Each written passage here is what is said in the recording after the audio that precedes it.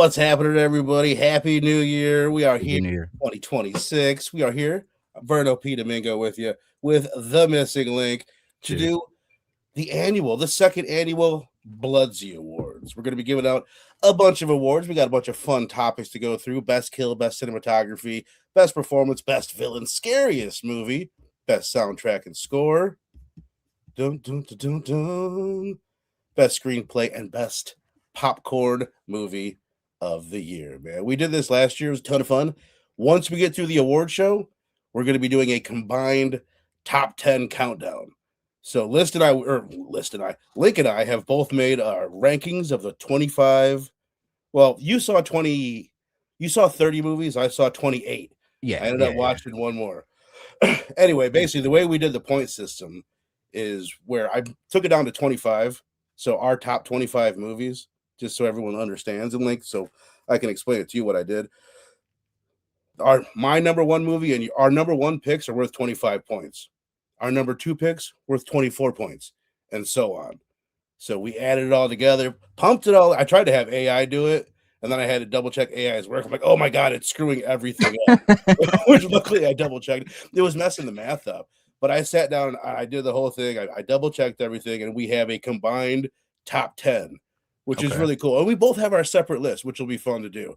And I kind of love the way it turned out. It represents you, it represents me, it represents us together combined. I hit up the homie Stu because I wish Stu could have been here, but Stu, he's a busy man. He's doing all sorts of other shit. He wasn't able to do as many 2025 movies this year to be able to really pull this off. But I have his top 3 or 4, I think. I have Wes's top 3, the homie from Screenplay, and I have Robbie's number 1 horror movie of the year. Just to add to the conversation, of course, you in the chat, we want to know, what do you guys think? What are your favorite horror movies of the year as we go through this thing? Rogue, my dude, what up? Jay's Heard, what's going on? Happy New Year's, guys. Sal, what up, man? What up?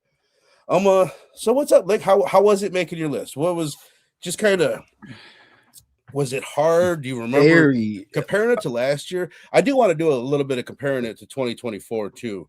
I'm like, which was better throughout the show as we go. But how was making the list, bro? Difficult, man. Difficult. I told you in the back chats, when I got to like 15 movies, I felt bad. But I was like, yeah, the 15 doesn't mean it's a bad spot. I just didn't have. Right. It was just a very crowded year. Right. And that's something I want to say about this list. Even you said you put this in my head, is that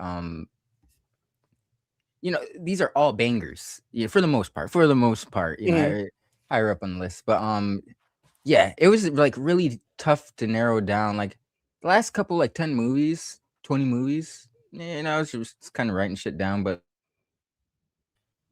I was really like debating where they should go, and I was like, yeah, but I want this to really represent how it was. It was difficult. It was difficult, but fun. I felt like the top 10 were really, really, really hard. Yeah. As far as like, everything has its flaws. There's no perfect movie, so I'm really trying to judge. Like, okay, this one didn't end as well, or whatever. But I felt like there was a major drop off, maybe actually around like 7 or 8. That like really dipped, and then you get down to like 10 or 12, and even in like our point system, because that's one thing that's cool. Like you can see like the top movie has, I'll just tell you now, has 45 points. Oh, and the number like 8 movie has 34, the number 10 has 31, to put it into perspective. But then you jump down, and after that it's like 25. anyway, I think one thing just to comment on 2024 going into this, I think last year was a stronger year overall. Like when I look at what I have as my number 10 last year was Maxine, number 9 was Alien Romulus, up to my number 1 was Substance, followed by Smile 2, Heretic, Oddity, Strange Darling. That's just my list. I don't have yours. I looked for yours. I couldn't find it. No, some of my Strange Darlings, that's Heretic. Those are 2 of my favorites last year. There's more this year, but yeah, I felt last year kind of the strongest stuff came in later, while this one was more sprinkled out throughout the year. But definitely. Yeah, I agree. Last year was a stronger year. I didn't have any movie that really like. I remember being really shocked by like something like Strange Darlings and Heretic, because I wasn't necessarily that interested in it from the trailer. So it's like when I watched the movie, I was blown away. I don't know if I was a lot of the movies that came out this year had like high expectations for me personally. Like 28 years later, while I loved it, it set 28 days later set such a high bar for me over the last 20 plus years that nothing realistically is ever gonna, as good as it is. I don't know. So yeah, there was some original stuff this year, but I think last year was way more original. More original. Yeah. Because I was looking through it this year, I was like, oh damn, it's there's a shitload of original stuff too. But then as I really look at it, there's also quite a bit of franchises that got played off of remakes, Frankenstein, Silent Night, Deadly Night, things like that. I was thinking of this shit like I know what you did last summer, like right, the Bloodlines, but Silent Night, Deadly Night. That is it's unique. It's a unique twist on the OG, but yeah, that's fucking remake, right? Man. A pre-existing property. I mean, we'll discuss it as we go through, especially at the end of it when we do our top 10. I just think last year was a stronger overall. Like the ones that are at like 10, 11, 12, those are stronger. It was a deeper field. And even like movies like The Substance and Heretic, I don't know. I think they would stand up and maybe beat almost any movie on this list. The top ones, it would be interesting to combine them, but I think it was just a little bit better. All right, you ready to? I guess last year we kind of just wung it and we went with what we were feeling like category wise at the time. This year I have like an actual slideshow, so I guess we'll be married to that. Before we get into it, real quick, next week, Stranger Things season 5. I have not started it yet. Do not spoil it for me. With this episode, when we wrap up here, I gotta catch up, man. I've got a lot of watching to do before next Thursday. Funny story because I told you that I was like, I'm gonna save the last batch of episodes for you. I started actually episode 5 today. I'll stop at episodes after I watch episodes. I'll save the last because I think I didn't know they were gonna do one for New Year's Eve. Yeah, there's an extra. That threw me off too. So I'll save those last 3 for you. One thing about Stranger Things I noticed, this isn't just a general thing, a vague topic, but it's like this would be my biggest problem with season 3 was they kind of always not slow burn, but it always there's always like a certain episode like 5, 4 where something fucking hits and the momentum gets going. You're like, oh shit, how's this gonna wrap up? That was my biggest gripe with 3. But yeah. I'm excited for this, man. Rogue says he just finished the finale. What up, Most Dope? Happy New Year, brother. Happy New Year, all you guys. Good luck, Jay said. All right. So and then just the last thing before we get into it. Scream Stabathon, baby. After next week when we do Stranger Things, from then until the release of Scream 7, we'll be doing a Scream movie every other week, starting with Scream 3, since we've already done 1 and 2. So super stoked about that. And let's dive into it. Link, my dude, we got a lot of shit to do. So let's try to we always stay on course, but let's fucking, we're not going to spoil anything throughout this whole long ass conversation other than like a little bit on the premises or anything. So we'll keep it as spoiler free as we possibly can. And we will kind of blast through these because there is quite a fucking bit. I've got to kind of pull up. There's still some, I'm not even going to lie. Like that, I'm like, well, I'll decide it on air. We'll look at the candidates. I've pretty much got it down. But also, last thing before we get into it, we're both giving out an award because we have our combined top 10. Link will give out his award, and I will give out mine for each one of these that we go through. And let's try to go back and forth. Like I'll have you go first this time, and then next time I'll try to remember to go first. Okay. But all right, again, all you guys in the chat, make sure you guys are sharing your opinions on these as well, and we will kick it off. The 2025 Bloodsey Awards. We'll begin with the first. Bloodsey is for the best popcorn movie, which, self-explanatory, but this is the most entertaining movie, the most kind of shut your brain off and enjoy yourself type of flick. So the nominees. Sorry. I'll just blast through these nominees real quick, and then I'll send it over to you. If yours isn't one of the nominees, we'll find out when you tell us your winner. But what I have wrote down, I have 7 nominees written down here. Together, pretty popcorny type of movie. Good Until Dawn, full of a lot of good jump scares. Fun. Companion, rom-com, came out early in the year. Not rom-com, horror, sci-fi. It's right. Did we do that in Hard Eyes together? Yeah. Okay, that was one of the best Double features, yeah. Dangerous Animals, Heart Eyes, Weapons, and Final Destination Bloodlines are the nominees that I have there. So you're gonna kick it off for us, my brother. What are you giving the Bloodsey to? Or is there any that you want to nominate that I didn't mention? All great movies. But I'd probably pick some different. No, you know what? No, in my head, this is the movie I was gonna go with. I was gonna say, even though it's it's probably not the best movie, I gotta give it to the Bloodlines Final Destination. Same, brother. Same. Okay, I'm right there with you.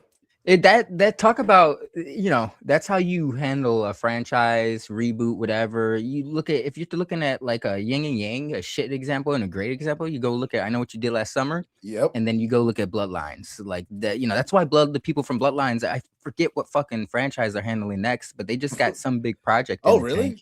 Yeah, they're attached to something. Maybe it's not too big, but I remember being excited about it. Like, okay, interesting in their hands. Very interesting. Evan and Jace both there with us. Say it's got to be Bloodlines. For me, this was a pretty easy one. It was such, we talked about it quite a bit, but I just think they crushed it. I think they reinvented the wheel. They went away from that very distinct Final Destination tone that all the other ones have.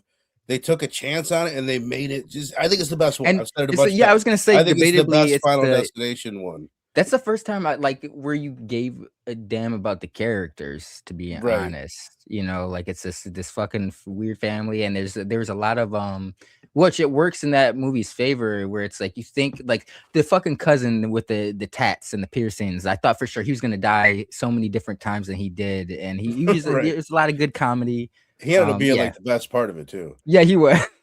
All right, hell yeah! And then I had to scan through our last episode trying to find the winners for last year. So I'll go ahead and say Alien Romulus took the popcorn award last year. So, I still stand by that. Hell yeah! Final Destination Bloodlines gets the Bloodsey for best popcorn movie of the year. Allison Troy, what's going on? Greetings, Allison. It's good to see you. Happy New Year. Rogue saying, I was surprised by how much fun I had with it. Same, brother. I thought it was gonna be just another one in the barrel, bro. The Final Destinations have never been too amazing. Even the fucking first one, right. It's like 1 through 3. I can have some enjoy. I think. Well, actually, after rewatching, I just like the tie into the beginning. I think it was like the last one before this one. That you're like, oh, like I didn't see it until later, but had I seen that at the time, I think I would have been like, oh, that's fucking cool, right, like. But yeah, it's definitely the best one. Hell yeah, man. Hell yeah. All right, let's move on. Next one up. Ooh, the worst movie of the year. We struggled with this last year. Because we both said last year that we were just kind of avoiding a lot of the movies that came out early on in the year that nobody was giving high praise to, as I have to lift up my cool fucking glasses to read this. Question. Worst movie last year went to, I gave it to Salem's Lot with an honorable mention to Trap, and you gave it to Abigail with an honorable mention to Trap. But what were you gonna say? Can we like him? Is him on the list, even though we haven't seen it? Well, I wouldn't put it on. It would have. I didn't see it, but yeah, you can. You feel free though. Allison says, "Love Final Destination, Bloodlines, great send off for Tony Todd." Hell yes, hell yeah. Talk about poetic, Strangers bro. Too. I didn't see, brother. Strange. Evan said Evan will put up him for worst of the year. Okay. I let me say, like, I generally try to develop my own opinion. Like, if I want to see something, I'm like, I'll go see if it's trash or not. This is like the first time in a while where public opinions made me like, right, later, because I want. Yeah, sorry. Oh no, you're good. No, I just wanted to see from the trailer. That's what I was gonna say. All right, I have it between two, but I'm gonna. You know what? Fuck it. Ooh, it's between Fear Street Prom Night and The Gorge. I was leading Fear Street Prom Night because I think it's actually the worst movie. Yes, but the Gorge had the better cast, huge production value, all this marketing, and it sucked. I hated it. So I'm gonna go ahead and give it to The Gorge. The Gorge, Bloodsey, as my worst of the year. Fear Street was probably the worst movie, but I hated The Gorge. I didn't see Strangers 2 because the first one sucked so bad that I didn't even watch the next one. Are they coming out with chapter 3? Isn't there like a trailer for Chapter 3? Okay. I I was think gonna so, say, I yes. think I they're like think pumping them out now. right. That was the plan all along, that there were at least 3 of them, I think. But what are you giving it to, bro? I gotta go with fucking Fear Street, man. I'm with That you. I had a terrible time with. I get just thinking about it. I was triggered by the annoyance I had with that film. Um, yeah, the gorge, a lot of wasted potential, but there's some Right. people that enjoyed it. I don't think Right. there's anybody that if you want to enjoy Fear Street, like if you enjoy this Fear Street, go watch the first 3 and have a better time. Great cast in the first one's in particular. Well, that We'll was get a to him. big part of it too, because it's kind of the same thing. My expectations for Fear Street Prom Night, I wouldn't say they're super high, because it's not like that Yeah. first trilogy was amazing or really even Yeah, aimed at yeah, this, yeah. but it had a lot of charm, and I thought it was better than it could have been. It was Yeah. way better. So I kind of went into Fear Street pretty pumped about it. I'm like, oh, this is their second. The first one did really good. They're probably going to make sure they have a banger come out, and I felt like they just shit the bed. They Yeah, didn't yeah, try. absolutely. It's super worthy. Like I said, up until I said The Gorge, I was gonna say Fear Street, but just looking at it, I was like, screw that movie. So yeah, so yours The goes gorge did Fear piss Street me off Prom though. Night. Yeah, sorry. No, you're good. You're good. I just remember. I think okay, what would have saved the gorge had it not been a fucking experiment. That's all I'll say. They should have just been a portal to hell or something. It That was would have been yeah, way it felt cooler. the CG. It just felt so blockbustery, like superhero movie. And it was marketed as a horror movie. That's the other Yeah, big yeah, thing. yeah, That's maybe the biggest thing. If I had just stumbled across it thinking it was a sci-fi action popcorn flick, yeah. It would have been easier. Yeah, that's fair. That's actually a very good point. That's a great point because it well, was marketed to be a little darker. right? It's Anya Taylor-Joy, right? Am I tripping? Yeah. That's who it was, Yep. and I love her. That was the other thing. Like, what are you doing, Anya? All right, next up, scariest movie of the year. Looking back at last year, pretty much the same thing where we struggled to really because there wasn't a whole hell of a lot that scared us. Oh, do I even have it written down? Oh, we had Terrifier 3. You know what Okay. I Yeah, mean? that's right. It had the what we said was it had the hardest moments to watch. So Yeah. It you're was up first on this one. I have for nominee. Oh, you know what? I don't even want to say my nominees because I just want to hear what yours is. Oh, fuck it. I will say it. all right. No, I won't because I feel like I'm going to spoil. I feel like I'm going to spoil what mine is. I only has 3 nominees. I just want to know what are your nominees and what's your number one. Nominees. I'm just gonna go with my winner. Okay, good. Yeah, there wasn't a lot. Bring her back was very unsettling. Like it just a lot of I don't know necessarily scary. Right. Give me the nominees. Actually, I'm sorry because Okay. All right. No, like you're Bring Her good. Back it was heavy. It was heavy. That's why I was like Exactly. uncomfortable. Yeah, I have it as my Until Dawn, which okay. it's not fucking scary at all. The hallway scene. But it had quite a few jump scares that we enjoyed. Does Yes. that count for a scary movie? In a year where it looks like this, it's like, yes, that's to me that made my list. Bring Her Back because it had just like difficult moments in a different way from Terrifier 3. It was just a little girl chewing on glass, and it was just like a Oh, tone forgot to about the that. movie that was like, a little on the creepy and scary side. And then I guess I'm telling you in order, so it's going to be obvious what it is. And I even said it on the show. I'll just tell you my winner is Good Boy. Even though I didn't like Okay. love the movie, I think in this year it was the one that had the most moments. It had some good jump scares and it had some creepy moments. It had some really good jump scares, actually. I think it was the scariest movie of the year for easily for me. Bring Especially Her for Back like right behind it. a first time director. Like it was Yes. very. I was yeah. That's a solid choice. Um. Where you at on it? I'm gonna stick with Bring Her Back I just love it. because the it's fucked up that when you said the kid chewing on glass because I forgot all about that. I keep flashing back to when the chick was like she threw the piss on him while he was sleeping. Yeah. And then she smacked old girl. She socked old girl. I was like, that's so like a lot of when you're sleeping, you're so vulnerable, bro. And I was just Right. like, she's such a weird It idiot. had that cringe horror element to it that like Yes. I always keep Like, going back to oh Smile at the Birthday Party with the cat. Like, yeah. oh, it's like embarrassing and awkward, or like Speak No Evil does a lot of that. There's a lot of this cringe horror. Mm-hmm. in recent years. But I'm really so far this is working out really nicely because there's a couple where it's like, oh, I'm almost want to give it to that, and I'm giving it to something else, and you're giving it to the one I was debating. We're getting Everyone's getting their due. Evan says, "Bring her back." Had some obnoxious ass scenes to watch. I'm with you. Oh, the kissing scene too, bro. Rogue says, I felt like Bring Her Back relied heavily on child abuse, which of course is going to make you feel uncomfortable. So if you felt a bit of a cheap move to me, I could see that. That's fair enough. I don't know. I mean, I think like the direction had a lot to do with. There's always like when it comes to scary moments, there's like knowing how long to linger on a scene. There's like the speed to move the camera on your zooms, and the music has such a big deal. Is such a big thing. But I really feel like a director. That's why I'm so impressed with the guy from Good Boy. Like you said, first time director. He knows how to do that. So now add characters, add dialogue. Like I can't wait to see what he does behind him. Yeah, because he did that on a shoestring budget. I'm curious though, Rogue. You didn't like Bring Her Back. You thought it was cheap, but what was your favorite scary movie? Yeah. Let us know, you guys. What is Weapons, dude? I could definitely see Weapons. It should be up there. Actually, I should have included it. It's got a few moments. It's got a couple great jump scares for sure. It should have been definitely on the dabbles in the realm of child abuse, just not as intense as Bring Her Back. Hell yeah. Evan, Weapons, some creepy scenes, definitely, man. All right, so I'm giving it to Good Boy. Link gave the Bloodsey to Bring Her Back. So what do we got next? We'll jump into Best Screenplay. This one could be heavily debated, man. Whoa.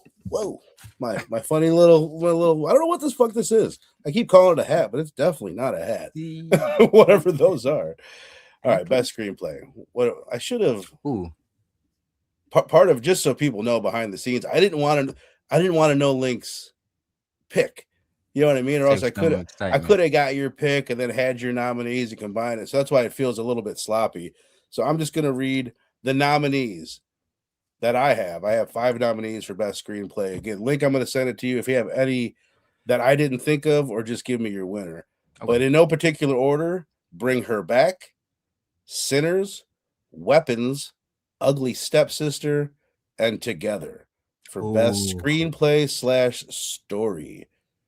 So what do you think, bro? You got anything to add to that, or you just want to throw I think that was a great list. I thought of Together. I thought, because I don't know, that we could have easily just been. It's one of those movies where you take away the sci-fi aspect, and it's just another. It's still a solid relationship movie, you know. Right. I was impressed by that, and the fucking Backstreet Boys shout out. I was gonna go with Weapons until you named Together, because I did like the non-linear Tarantino, you know, the Pulp Fiction shit storytelling. But I gotta give it to Together. Link's going again. Heretic won this last year. Link goes Together for his Bloodsey. We got in the chat people saying, did I mention 28 years later? I didn't mention 28 years later. I probably could have. I mean, for me, there's certain reasons why it definitely wouldn't have won for me, because the nitpicks that I have with that movie are with the story. Yeah, I was gonna, yes. As we go. Let me say, I love it. I love that movie, but the fucking soldier scenes where one soldier is just watching, like, the infected are running past him as he's just watching his Padres get fucking. It confused me. It was terrible. It was terrible. I was so mad. This came from Alex Garland and Danny Boyle, bro. Like, so yeah. Yeah, I thought that's where it had some issues. It soared in so many areas, but very good emotionally. For me, it's plus I had issues with the ending. Rogue says he still needs to watch Together. I loved it. I thought it was great. Sinners or Weapons for me, probably, says Rogue. I love a witch movie, so probably Weapons for me. Evan's gonna give it to Weapons, as well as myself. I'll go ahead and give it to Weapons, man. I'm a sucker for the nonlinear storytelling, and it's really like there's great dialogue too.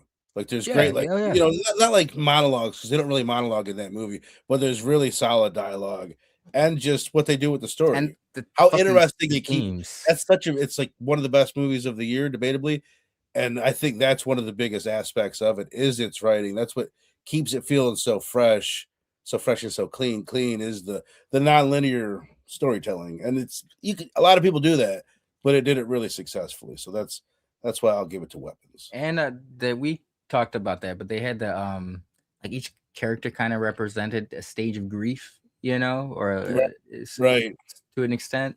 That was yeah. yeah, Exactly. That goes along with it. That adds to the solid writing. Shit that I wouldn't have necessarily noticed without hearing the creator say about it. Jay saying, I think I might have settled upon Weapons.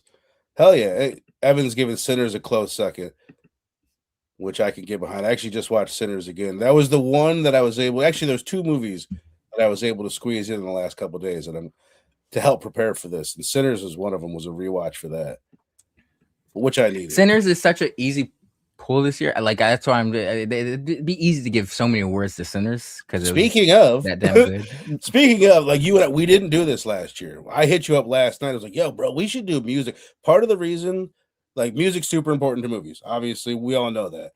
Part of the reason why I think we didn't do it last year is because it's hard sometimes to be like, "Oh, I watched this in February. How was the music in that?" It's like, how do shit. I remember? Yeah, you know what I mean. And like, do we have time to go back and rewatch all these movies or look into the soundtracks and scores? No. But this year, like again, I'm watching Sinners last night. I was like, dude, we got to give an award for the music. Sir, and Sinners is an easy winner. There's not even a category here. Like, to be honest, Weapons was great. Weapons had great music, great soundtrack, great music. Bring Her Back. I remember having a really good score. Do I remember about it? No. But that's what I'm saying. If it doesn't, Sinners.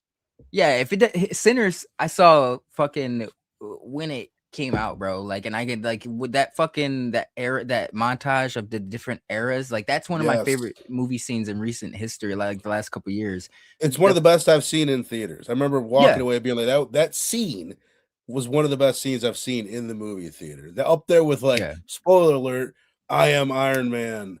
Yeah, Tony Stark, it's one of the memorable Captain America iconic. Picking up fucking Mjolnir, like moments like that, like hell yeah. And the even him the I was gonna Michael B. Jordan's playing brothers, but their cousin, I guess he's actually the protagonist of the story.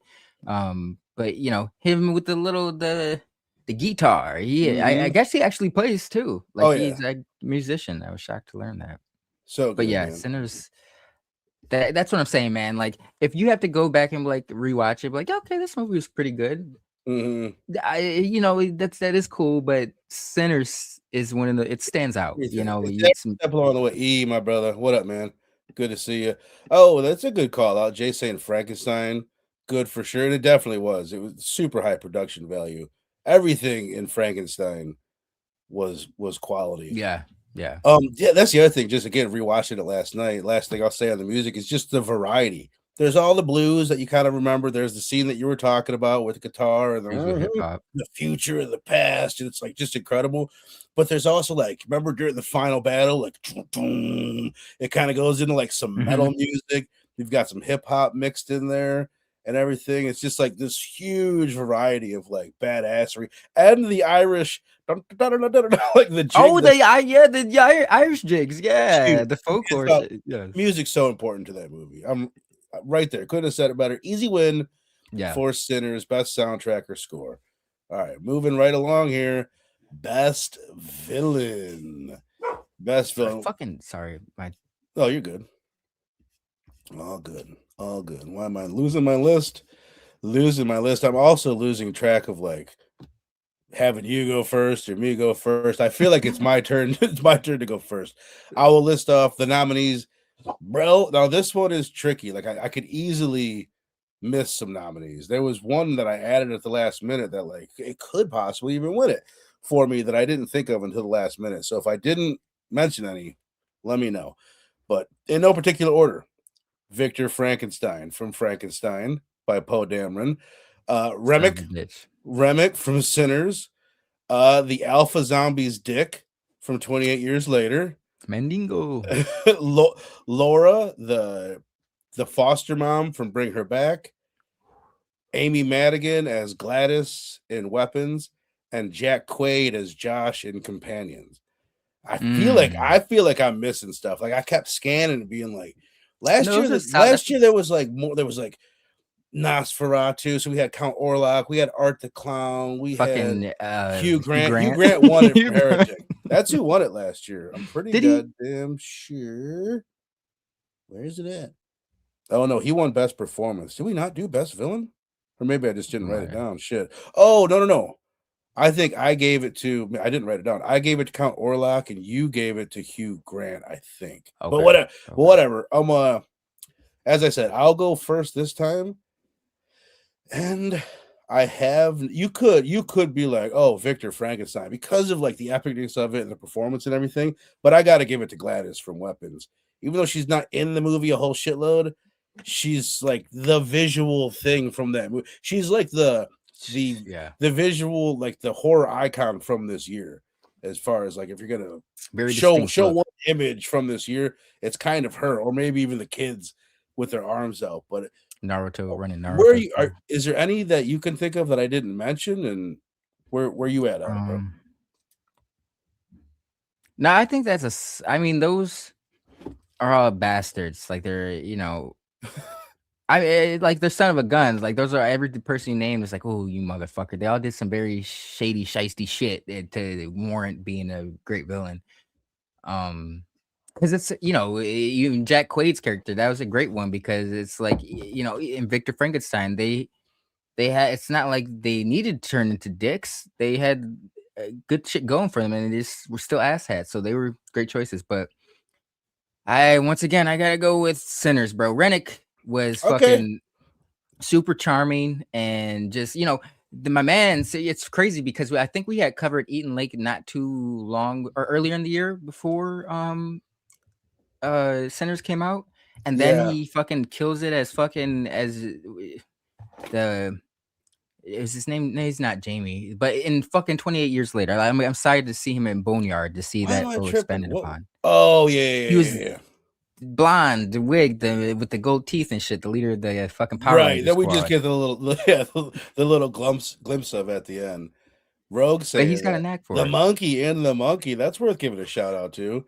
Evan says, I'll give it to Remick. Gladys close second. Hell yeah. Jace is with Remick. Rogue saying Gladys. Both solid choices, though. Yeah, hell yeah. Interesting. Tons of Aunt Gladys costumes this past Halloween. That's cool. Very easy to replicate. I didn't really get a look at like what the popular costumes were this year, but I can see that. I can see that for sure. Hell yeah. So I love it, man. I love it because that would have been my second choice. Would have been Remick. So Gladys for me, Remick for you. So best villain going to those two. Link, you'll be going first this time for the best practical effects movie. Another one that was tricky. The more I thought about it, the more I was like, oh, okay, there are plenty of choices, but a little behind the scenes, I hit you up. I'm like, fuck, should we even do this? Last year it was like Terrifier 3. Okay, easy. You know what I mean? It was like immediately you think of the practical effects. The Substance, same thing. Really stand out, like very big practical effect movies. And there were other ones. This one, hold on, let me find the nominees. I mean, it's like we have, yeah, sure. 28 years later, and Sinners did fine. They did great for what they have, but is it right? They did. It's safe in a way, you know. Let's. Here's my nominees in no particular order. Ugly Stepsister, Wolfman, worth a shout out for the Wolfman effects that you get in that for sure. That's practical. Frankenstein, I wish they would have done a lot more, but they still do with the creature design of the creature and that autopsy scene that we get. That's mostly where it comes from. Great work, not a shitload of it. Final Destination, Bloodlines, use a ton of practical effects, and Together, where we get a lot of body horror in that one. Where you leaning towards? What's your Bloodsey going to, brother? You guys in the chat as well. I gotta give it to. I want to say Bloodlines, but just because it's, you know, I think it deserves some love, I'm gonna go Ugly Stepsister because I think if there's one thing people will appreciate about them. You know, I mean, it's a good movie, but I can be it's a little niche with the storyline. But I think people will be impressed by the fucking. You can't help but admire the effects. Yeah, like, that should have been in Tapeworm. That should have been in best screenplay. That should have been a nominee for it because of what they did with the Cinderella tale and how well they pulled it off. That could have been in there for sure. But sorry to cut you off. No. No, yeah, there's a lot of, especially, I mean, like, I was thinking of Bloodlines, but there was some cool shit there, but I'm sure there's CGI in Ugly Stepsister, but I don't know. It just the way they did like the just her morphine and degrading, and then the throwing up the tapeworm was fucking gnarly. Yes. You remember the hammer to the nose? Oh, the fucking You yeah! remember Oh my that? god! For Yes. those, because You it's probably an underseen movie. For those that haven't seen Ugly Stepsister, it's a European film. It's in a foreign language. I don't remember do what. we have to read subtitles? Yes, but it Okay, was yeah. it was one that like you almost forget you're reading Yeah, subtitles really quickly into the movie. And what it is, it's the Cinderella story told from the perspective of one of the stepsisters, the ugly stepsisters. And like it's worth Brothers checking out. Grimm It's on Shutter. I tale. think it was a Shutter original. Yeah, Yeah. yeah. Hell yeah, man. So all right, you're giving it to Ugly Stepsister, which I love that you're showing that movie some love. I will. This is working out so well. I'll give mine to Bloodlines, dude, just because of the fact that they used it. So many of the more recent Final Destination movies didn't use practical effects. It was all No. this shit CGI, and there was a lot of it. That's kind of the main thing. Like Together would be a great choice. Yeah, I'm Ugly going with that. Stepsister, a great choice for sure. But there was just a lot of more of it probably used in Bloodlines than the other ones when they didn't have to. Yeah, but and then there was a Didn't see it. Didn't see it, Evan. Didn't see that yet. man, I gotta give Black Phone a rewatch too. Black Phone 2 a rewatch. Man, I did not. I don't know. It was such a tonal shift from the first movie. I guess that I wasn't ready for that. I wasn't expecting that, but it's worth checking out. I do like the main dude from it, the kid who Oh plays. shit! Just from the way you've been just from the way you've been talking about it, and just like I haven't heard anything good about it really. I figured it had like a 40% on Rotten Tomatoes. It's got No, a it's not 7. terrible. It's got a 72%. Yeah, it's a solid movie, but I wasn't. There's a like it's compared to there's a tonal shift that I guess I wasn't ready for in the mood for. That's why I gotta give Right. it another watch. For sure. Let's do it. We'll do it pretty soon. We'll do the double feature we've been talking about with that and the original. I'm down. I'm down. All right. So again, to recap, best practical effects movies, I gave mine to Bloodlines. Link gave his to Ugly Stepsister. All right, so I'll be going first on this one, and it's best kill. This was a tricky one, man. Like I said, last year we had a Terrifier movie, so it was like, and In a Violent Nature, so it was really easy. We had these two big slasher movies with kills that everyone was talking about. It was like, oh, let's just pick from these two movies. Let me even look. We had a bunch of them in The Monkey. There was a bunch of Yeah, standout ones. There was one particular one in a swimming pool. There was a bunch of funny ones, and they were like all solid. They were pretty solid. Maybe that could have even been considered for practical effects. Yeah, it's up there with like blood. It reminded me of Bloodlines and that where you're like Right, similar. Yeah, for sure. Bring Her Back. The drowning scene, a very different kind of kill, but well, you know what? I don't even want to say it. You know what I'm talking about. If you've yeah. seen the movie, you know what I'm talking about. But someone gets killed and just takes their face and puts it into a puddle and just fucking kills this person that you're pretty surprised. Someone's ceremonious, bro. Yes. There's in Hard Eyes, there's a kill in the drive-in with this this burnout couple that was really good. There's Gladys's death in Weapons, and then there's the VHS fun size gumballs up the ass and out the face kill. That's one of the few like when you think of creative kills, that's one of the few that really meets that list outside of all the kills in Bloodlines. There's a bunch to pick from in there. And was it my turn to go first? Am I just saying what mine is? I think last one. Okay. And then so what say you, brother? Is there any that I missed that you can think of, or just drop the Bloodsey on us? I like where your head's at. I like that you nominated VHS, but the gumball scene that is not that is bad, but I'll bid you one better. All right, lay it on the witch impaling someone in the broom, bro. Like that was so like at the end when it goes up. Okay, I'll give you that. Yeah, hell yeah. All right, so that's what you're going with. Yeah. All right, best kill. I have this written down so sloppy down here. When I go back to recap this at the end, it's gonna be a fucking nightmare. Like, what was I saying? Right, I do that all the time, bro. And then at the time, I'm like, man, maybe I should tighten this up. But I'm like, no, I didn't get it. I wrote it. Like, no. We might just remember actually when we recap. I'm gonna go with the kill in Final Destination Bloodlines. The one that I thought about going with is the MRI kill, where it's like the one guy gets sucked into the MRI and he gets bent backwards, and then right after that, I would count this with it because they happen together. It's part of the same set piece. Yeah, the segment. Yeah, the vending machine, the spring pops out and sticks the dude in the head and kills him. So we get a 2 for that's great. That's a really good kill. But the one that I'll give it to, there's the garbage truck kill that I really I love that one. Yeah. My favorite thing about that, there's the girl in the garbage truck and she's climbing out. She's about to survive, and then her friends run in front of the garbage truck, say stop, and they knock her up. Yeah, when he hits the brakes, she falls back in, and that's why she dies. But I'm gonna give it to the lawnmower kill with the uncle. Just okay, yeah. I'll be perfectly honest with you. I don't even remember like all the details of it because of how extravagant it is. Yeah, it's all this all the Final Destination things that they do with the misdirection, but it's done really the well. Domino effects. The piece of glass like in the drink, and you think that's gonna cause it, and then there's the rake underneath the trampoline and all this, and then I think how it goes down is dude ends up getting run over with the lawnmower. But it's just, I don't know. It always stands out to me, just the build up to it and the anticipation for that one. But also, Shouts, it's not a kill, but it's maybe. Yeah, but you look good. You look like you look like you're enjoying yourself down there. The nose ring. It's not a kill. He doesn't end up dying, but if he did die, it would be probably the kill of the movie because it's.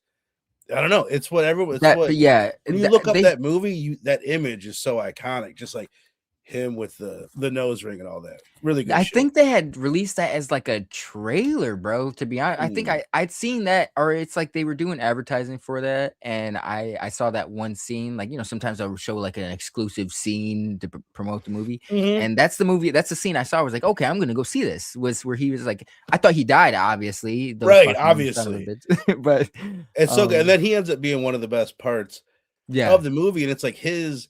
It's rare that acting in a scene in a kill is important, but he really he's putting on a performance during the kill that really makes the kill work in a lot of ways. And he was the best enduring asshole there was. I'm Chase giving shout the MRI, Evan giving shout Aunt Gladys's death, which is another that could easily be the kill of the year. Like I would totally, and you could, I would consider that whole scene like the chase, the kids going through the window.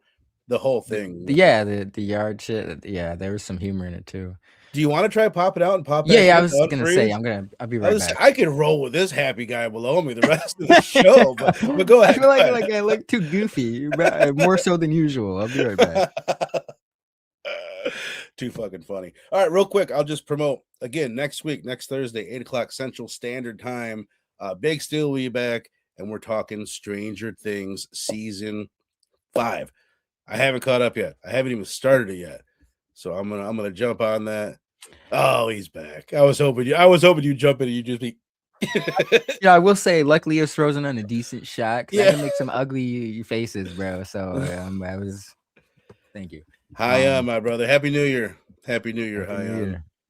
Hi, Allison saying, yeah, they released that as an extended trailer with it ending with the fire through the window. That's cool. Okay, because you would have definitely assumed that dude was dead. Yeah, so that would have been a good way to do it. All right, so again, I gave it to the lawnmower kill, and you gave it to. I'm losing it. What'd you give it to, real quick? Best kill. Oh shit. Fuck. What were the nominees? What did I? Oh, the witch broom at the end of VHS. Oh yeah. Sorry, yeah. Gotcha. My bad. All right, so I'll be going up first this time. Oh, it's a tricky one. Best cinematography. This was. This was a hard one because there was a lot of really, really excellent cinematography. So again, in no particular order. Bring Her Back. These are the nominees. Bring Her Back, Frankenstein, 28 Years Later, Together, Sinners, and Weapons. Now I'll be going first. Then Link, of course. Any that I forgot, make sure you throw them on there. And your Bloodsey.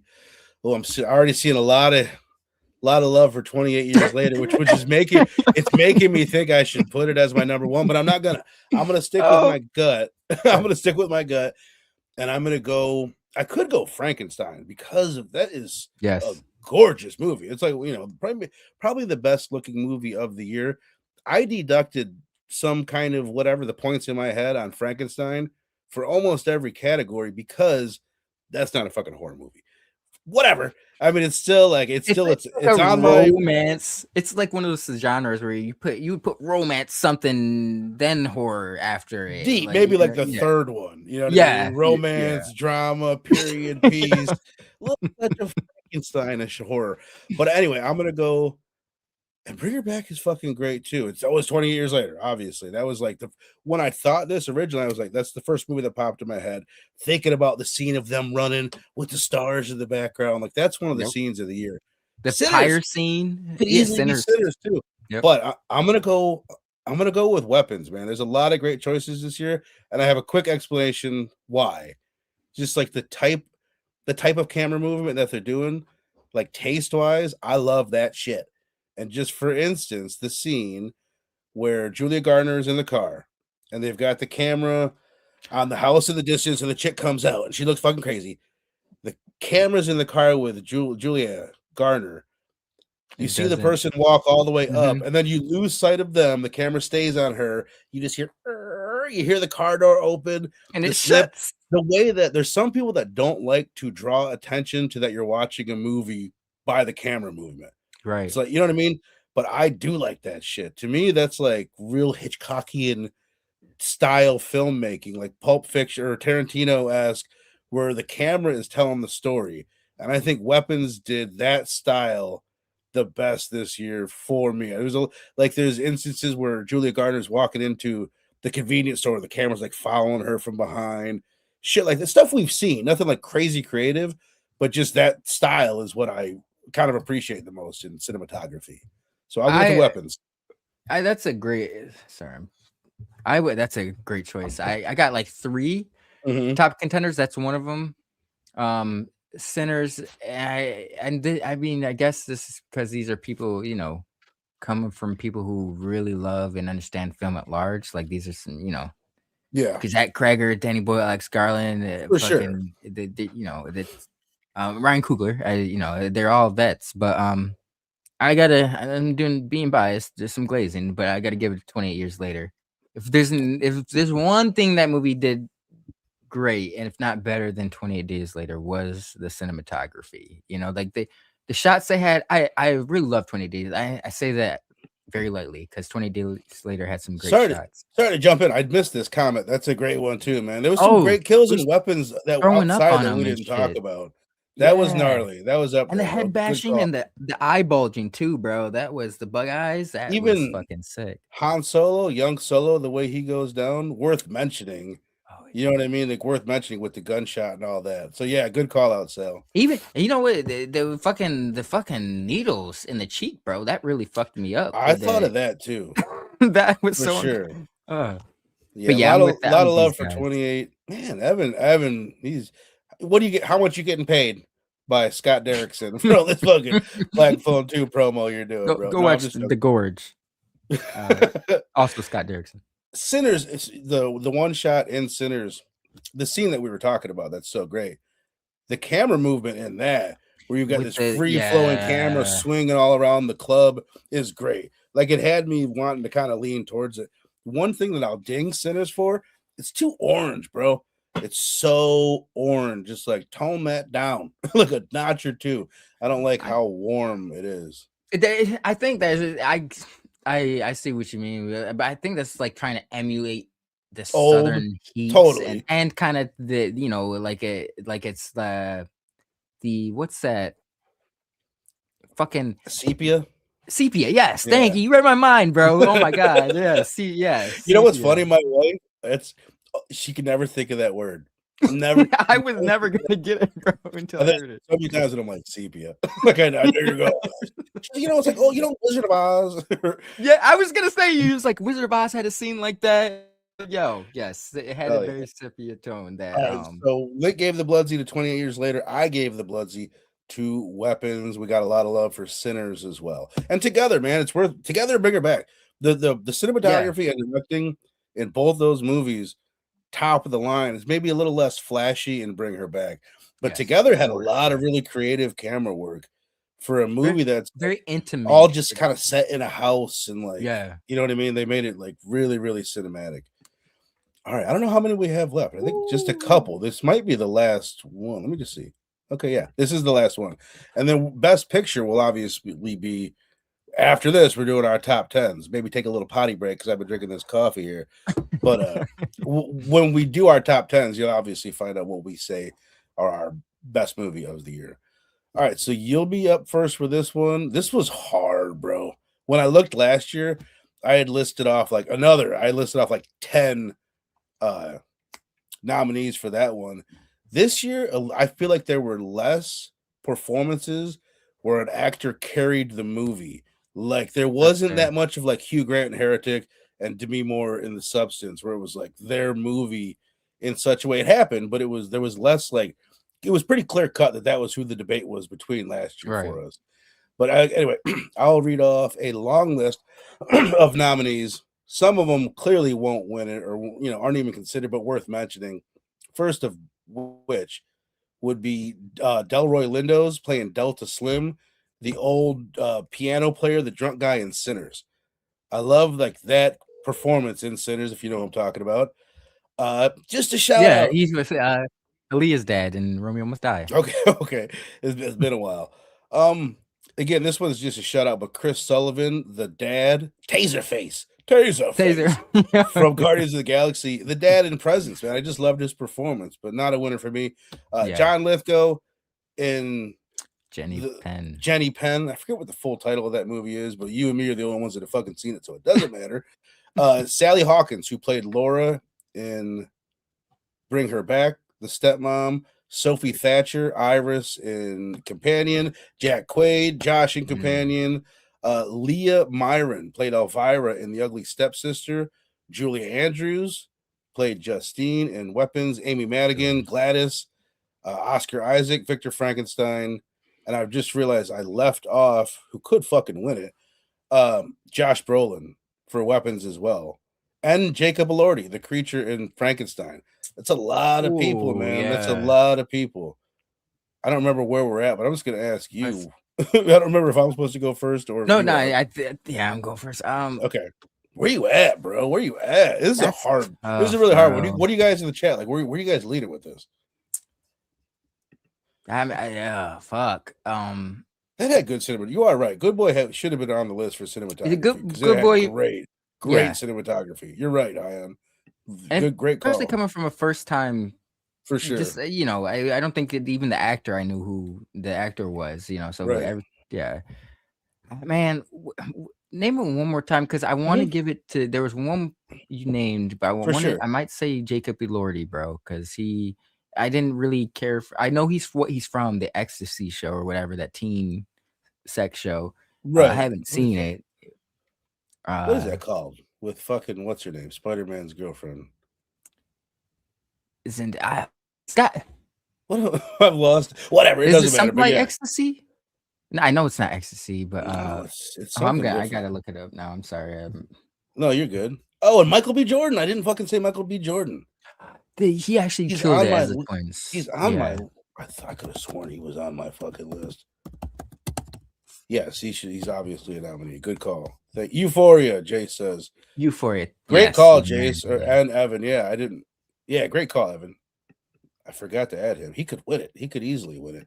All right, so I'll real quick. I'll blaze through it again. I'll skip some of them that obviously won't win it. But Sally Hawkins, the foster mom, Laura from Bring Her Back, Jacob Elordi, Frankenstein's monster, Oscar Isaac, Victor Frankenstein, Amy Madigan as Gladys, Julia Andrews as Justine, Josh Brolin as whoever the fuck he is in Weapons, Elvira, the lead actress in Ugly Stepsisters. I have Josh Quaid in here, honestly. Also, in Companion. Yeah, Jack Quaid from Companion, Michael B. Jordan from Sinners, Sophie Thatcher from Companion. So where are you at, bro? What you giving it? Man, I wanted to give it to Companion just because I really enjoyed the performances in that movie. But if I'm looking at like someone like, okay, so I enjoyed Michael B. Jordan as an actor, but I think sometimes like him in Chronicle, him in Fantastic Four, him in Creed, not that different, you know, like, Right. but he's charming. He's got like the Will Smith. Will Smith essentially plays himself, but he's got a charm to him. Like there's Right, but certain actors that always he's Will play themselves. Smith. He Yeah. used to be lovable for Yeah, sure. yeah, before, yeah, but he impressed me with this one where you know, like there was very subtleties in between the twins. I would give it to Sinners, but yeah, I was surprised by Michael B. Jordan because I thought it could have easily just been a gimmick where an actor is just getting paid to do dual roles, but you can tell he put some effort into making the brothers distinct. You See, know, I saying that. struggle with that. I think I noticed a little bit more last night, like the difference in the characters when I Yeah, watched yeah, it. no, I remember, like my first watch, I remember kind of thinking like, Right. We said that on the review. I was like, man, yeah, because yeah. especially when you look at the cover, like, oh, this is going to be Michael B. Jordan really flexing and shit, like with these two different crazy different roles, and they're different enough, but it's really subtle.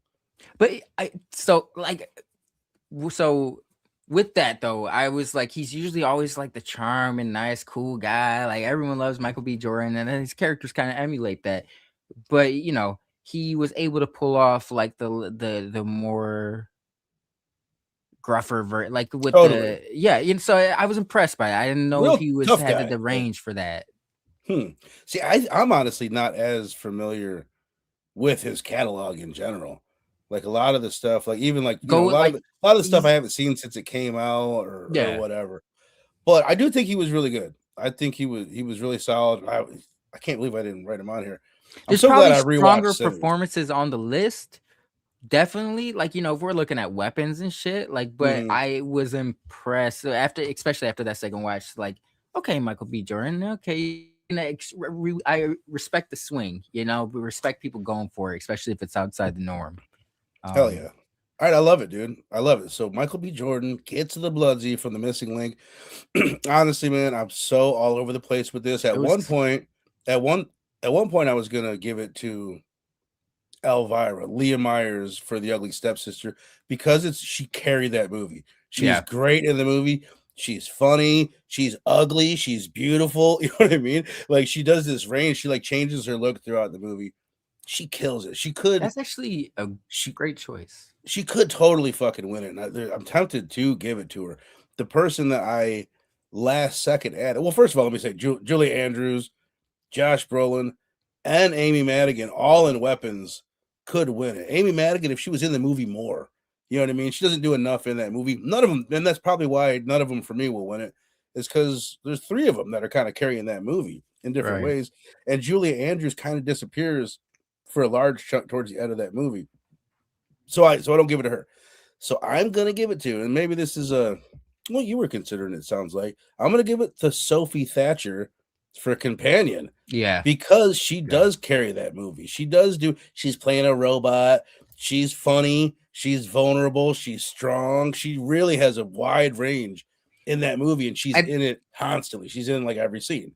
that's a almost like speaking of Michael B. Jordan, that's almost a good contrast comparison to what she played as in Heretic, where she's very uptight and Right. you know, like in this one, there's elements like she, you know, but that shows her range. Like she's Mm-hmm. playing an android that's supposed to be whatever, you know, And a sex bot, and whatever. Yellow Jacket, she's like the bad bitch. Oh yeah, fuck. I forgot. You know, I was just thinking about Yellow Jackets the other day. I think I'm like I've last watched like the beginning of season 3. I think I'm like 2 seasons behind. I got to get caught up on that show. But yeah, she's like the fucking rebel on that show. Fucking she was in Death from Dusk Till Dawn, but she plays the older version of the, and it matches up. Like I could see it. I think she would have what's her name that plays in Death from Dusk Till Dawn? The Julia is like not Garner. Wait, Dust Till She played Dawn. the sister. Oh, I know who you're talking about. What is her She's name? Yeah, kind of yeah. aged a little rough, but she used to Oh, the one that's be. in Yellow Jackets. Yes, yeah, yeah. Oh, what is her name?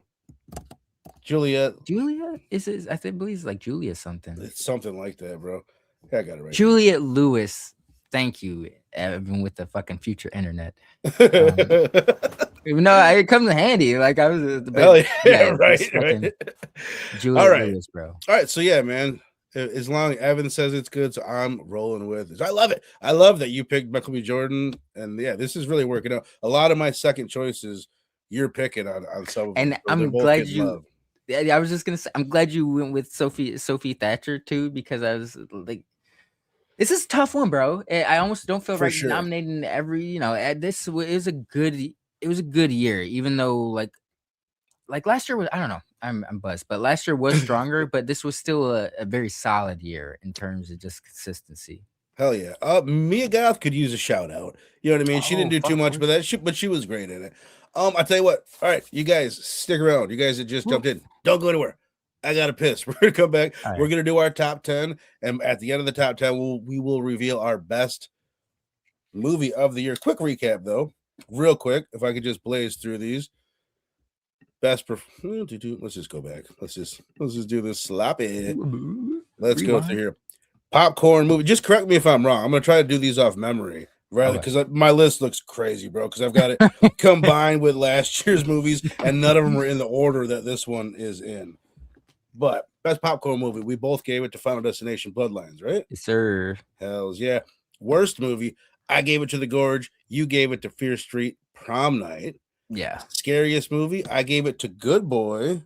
What did you give it to? You gave it to Bring Her Back. Great choice. Great choice, man. I love that one.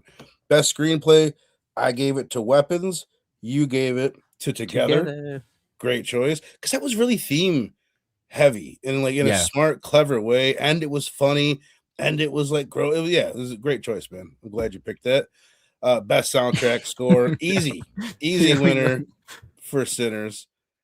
Best villain, you gave it to Remick from Sinners. I gave it to Gladys from Weapons. Practical effects, I gave it to Bloodlines. You gave it to, you remember? Fuck, I got terrible short. Ugly Stepsister, you gave it to. Yeah, the fucking the worm scene. Yes, sorry. Hell yeah. Best kill, I gave it to the lawnmower kill in Final Destination. You gave it to the witch broomstick kill at the finale of VHS Halloween. Best cinematographer, you gave it to 28 Years Later. A lot of the chat gave it to 28 Years Later. I gave it to Weapons. Best performance, you gave it to Michael B. Jordan, and I gave it to Sophie Thatcher. Love it. So hell yeah. Let me pull up this little break music I got. Stick around. Do not leave, people. Hang out with us. We're going to do our combined top 10 as soon as we get back. We'll be right back. Do not go anywhere.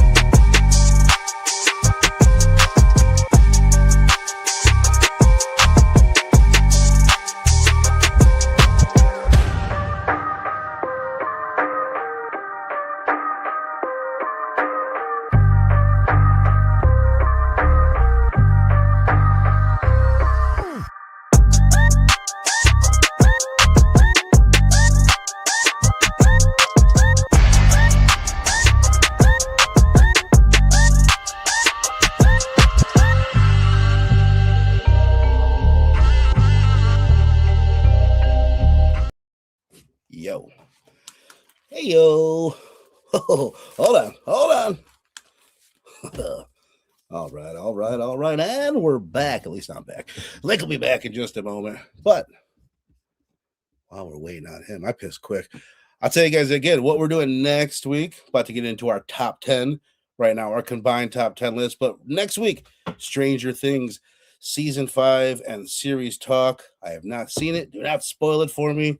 Super excited about that. Then after that, we're going to be doing a Scream movie every other week until Scream 7 comes out, starting with part 3. So super stoked for that. You know what's awesome is Stu hasn't seen any of them, which I love that we'll have someone on each show, assuming he makes all the shows. We'll have someone that doesn't know who the killer is in all of the Scream movies. None of the Scream movies? He hasn't seen, he's seen 1 and 2, the ones that we've done, but he has not seen 3, 4, 5, or 6. Okay. So we're going to have some special guests joining us for those. Super excited about it, man. I think this is going to be really fun. Also, I like the idea of not doing them every week. I think this is a nice way to kind of space them out every other week. I will be really looking forward every other week to coming back to Scream. That's one of my favorite franchises. That's gonna be interesting though. Like I didn't know Stu hadn't seen though, because like I went like you did you like you grew up with Screams, right? Like you like okay, so like that's what I'm saying. We got like history and biasness when it comes to like certain ones. Like so I'm curious to see how fresh eyes like. I know. I'm really excited about it. I think it's so cool. Yeah. I know Wes is a big fan, so I assume Wes is going to join us for a couple. Robbie was talking about joining. I don't know why. He was like, when you do three, I want to be there. And then he's like, by the way, I hate that movie. I was like, wait, why do you want to be there then? I hate to cruel and unusual torture. Hell yeah. Which is cool. I mean, most people hate that one. I go back and forth with it. So, all right. So we are about to dive into our top 10 here. Again, I'll just recap. I know I said it earlier, but for those joining a little bit later, the way that we did this, normally we do these, we go back and forth. Link has his top 10. I have my top 10. He does his 10. I do my 10. I do my 9. He does 9. We do that. And it can be redundant at times, right? It's cool, but it's like, I think this is a much better way. What we've done this time, we both ranked all the movies that we've seen this year. Link has seen 30 horror movies that came out in 2025. And I had seen 27, and I watched another one today, one that I hadn't seen. We'll get to it. We'll get to it. I want it to be a surprise. I tried to ask that earlier, but I'm curious. But yeah, it's part of the surprise. Right. So, oh wait, shit. Hold on, make sure I got this right. Okay, cool. So we used a point system where, again, these are out of the 20. I made it down to 25 to make it simple. So we both had 25 movies. My number one movie and our number one movies were worth 25 points. Our number two movies were worth 24 points, and so on. Added them together, and then there was a handful of tied movies. And for a tiebreaker, I looked into ways like, because this is called like a Dorma counting system. It's a common way that people will combine lists like this. And the most common way to break ties is if there's one that's rated higher, the movie that's rated highest on one list. It's the edge. Okay. So that's what I did. That's what I did with it throughout. There was 2 movies that it's the number 3 and 4 movies on this list where we both had them. We both had one at like 4 at the highest. Really? So they basically tied perfectly even. But I reached out to the homies, Wes, Stu, and Robbie, not for that specifically, but like to pick their brains. And all 3 of them picked one of these movies ahead of the other one. So that was the tiebreaker for that one. So everything is legit. Everything is legit. And I like the representation that we get for both of us on here. Both of us had at least one pick that was kind of like way off of the other one. And they both ended up on our top 10 list, which I like. Question about 3 and 4 real quick with the tiebreaker. Now, when you relate this to Robbie, Stu, and no, Wes, I didn't tell them anything. Okay. Yeah, no. Okay. I got to keep it real. That wasn't even why I hit them up. I just wanted, the main thing I wanted was, and this is before I even put our list together, but I'm like, when we get down to number 1, I want to have as many opinions as possible. Obviously, we have the chat here and all that, but I just wanted to be able to share the Blood Splatter Chatter family opinion from the homies around. I haven't, so audience, I haven't seen how this is going to be, how it plays out. So I'm this is going to be a reveal for me as well. Right, which I love. Yeah. Which I love. Let me see. Okay, cool. We're just going to do a top 10. When we get to 1, we could do some honorable mentions because I do have it ranked up higher than that, up to 50. Okay. So let's do it, man. Let's dive into it. I'm excited to reveal this to you. The number 10 movie on our combined top 10 for 2025 is the one that had the biggest gap out of all the movies. The Ugly Stepsister. Okay. I had this ranked. You had this ranked at. It was like my 15 or 13. You had it at. Oh, it's funny because it's backwards on here. You had it at like 17 or something like that. Okay. Shit, do you have your list in front of you? Because I'm realizing I have it all here, but I had to inverse your list. You're right. Yeah, you know what I mean. That my last update. Yeah, I did have that like 17. Yeah. I had it at number 3, which this is why I like this way of doing it. You know what I mean? So it just squeaked in at the top 10. Again, for you guys that didn't join us or weren't here earlier, foreign film. It's a retelling of the Cinderella story from the perspective of one of the ugly stepsisters. It's a body horror movie. It's beautiful. I'm glad to see it It's on the gripping. It's funny. Dude, I'm yeah. seeing this on like, I barely looked into any top 10 lists, but I meant to look into a lot more top 10s. But like when I would see people's like thumbnails and things like that, I could tell Ugly Stepsister is getting a lot of love. It's making a lot of top 10 lists. I don't know where it's placing, but I'm glad that it was able to sneak in on ours. I'm trying to look at my older, because I revised my list like umpteen times, guys. My final list, I did a lot of rearranging, but Ugly Stepsister wavered for me. Okay, like, and it's been a long time, bro. It's been a long time since we watched this movie. This was like January or February. Like the first 15 movies for me, I said were extremely like there was a lot of solid, not great movies, because compared to last year, but I think it was very solid and consistent. Even if they weren't like fucking intense, they're still good. Like something like Hard Eyes, not a fucking 5 movie, but I really enjoyed that movie like it was a 5. Like the other thing that is different is, and we mentioned this before. I don't know if we said it online or on stream or just backstage, but the movies were more spread out across the year. Yeah. Yep. Last year was really weak early and really good late. Compacted. This year, I was in anticipation of that. I was expecting this big, like all this glut of movies to come out in the fall, and it didn't happen. It just didn't fucking happen where there was like a ton of movies. Maybe there was a couple that came out that were big. I think it was very sparse. That's not even, you know what I mean? Yeah, so many of them were early in the year. Yep. All right, so that's our number 10, man. Ugly Stepsister. Pretty sure it's on Shudder. Again, a lot of people probably haven't seen it. We did a show on it. Go check it out. Go watch our review. Yeah. I just remember floored and like really stunned about how much I liked it. I gave it a 5. What's crazy is like, because I think is just indicative of the movie being great is because I was like, do we have to watch that in subtitles? Because I couldn't remember if we did, but like you don't even notice. Like you said, we're saying earlier, after you like the first fucking 10 minutes, you're just into the movie. There's something about certain languages not translate better, but like like I feel like a lot of Asian languages are longer. They'll say a bunch of shit and they'd be like, fuck you. You'd be like, what? I had to read all that for fuck you or whatever. But it was kind of the opposite with this one. Yeah. But all right, Ugly Stepsister, our number 10, our number 9, and I'm forgetting the order, so these would be a half reveal to me. Our number 9, Frankenstein. Respect. This on the list, we're very close together. I had it well, again, these are backwards. That's so annoying. We were 2 apart. It says 16 and 18, but that's the inverse. They were both in our top 10. I could just I had it. Let me get my shit together because I do have our list right here. I apologize. Everybody. I had it at number 10. You had it at number 8. Yep. And it lands with our number 9. Great movie. That's a very good. Yeah. It was horror. It could be is like best movie of the year. It could totally be the best movie of the year. Yeah. Performances, the look, the acting, but it's not a horror movie. That's why I dinged it quite a bit.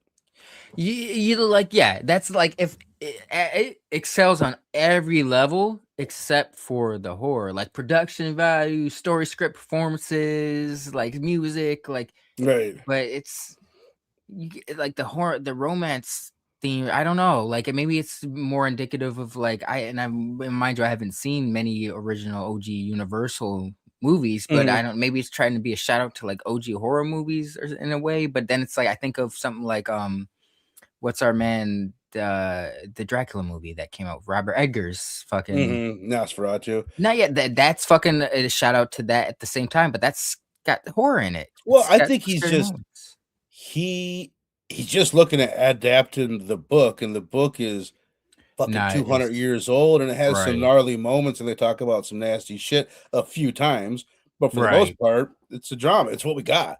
It's what this movie is. So it's before the horror genre existed when the book was written that it's adapting. Makes sense. It makes sense. Yeah. Yeah. All right, man. I'm glad it made the list though, because it's a great movie, and you know, most people have seen it. So hell yeah. Let's move on. Frankenstein, our number 9. Our number 8. It Ends. Did you watch this? Which you had. Hold on.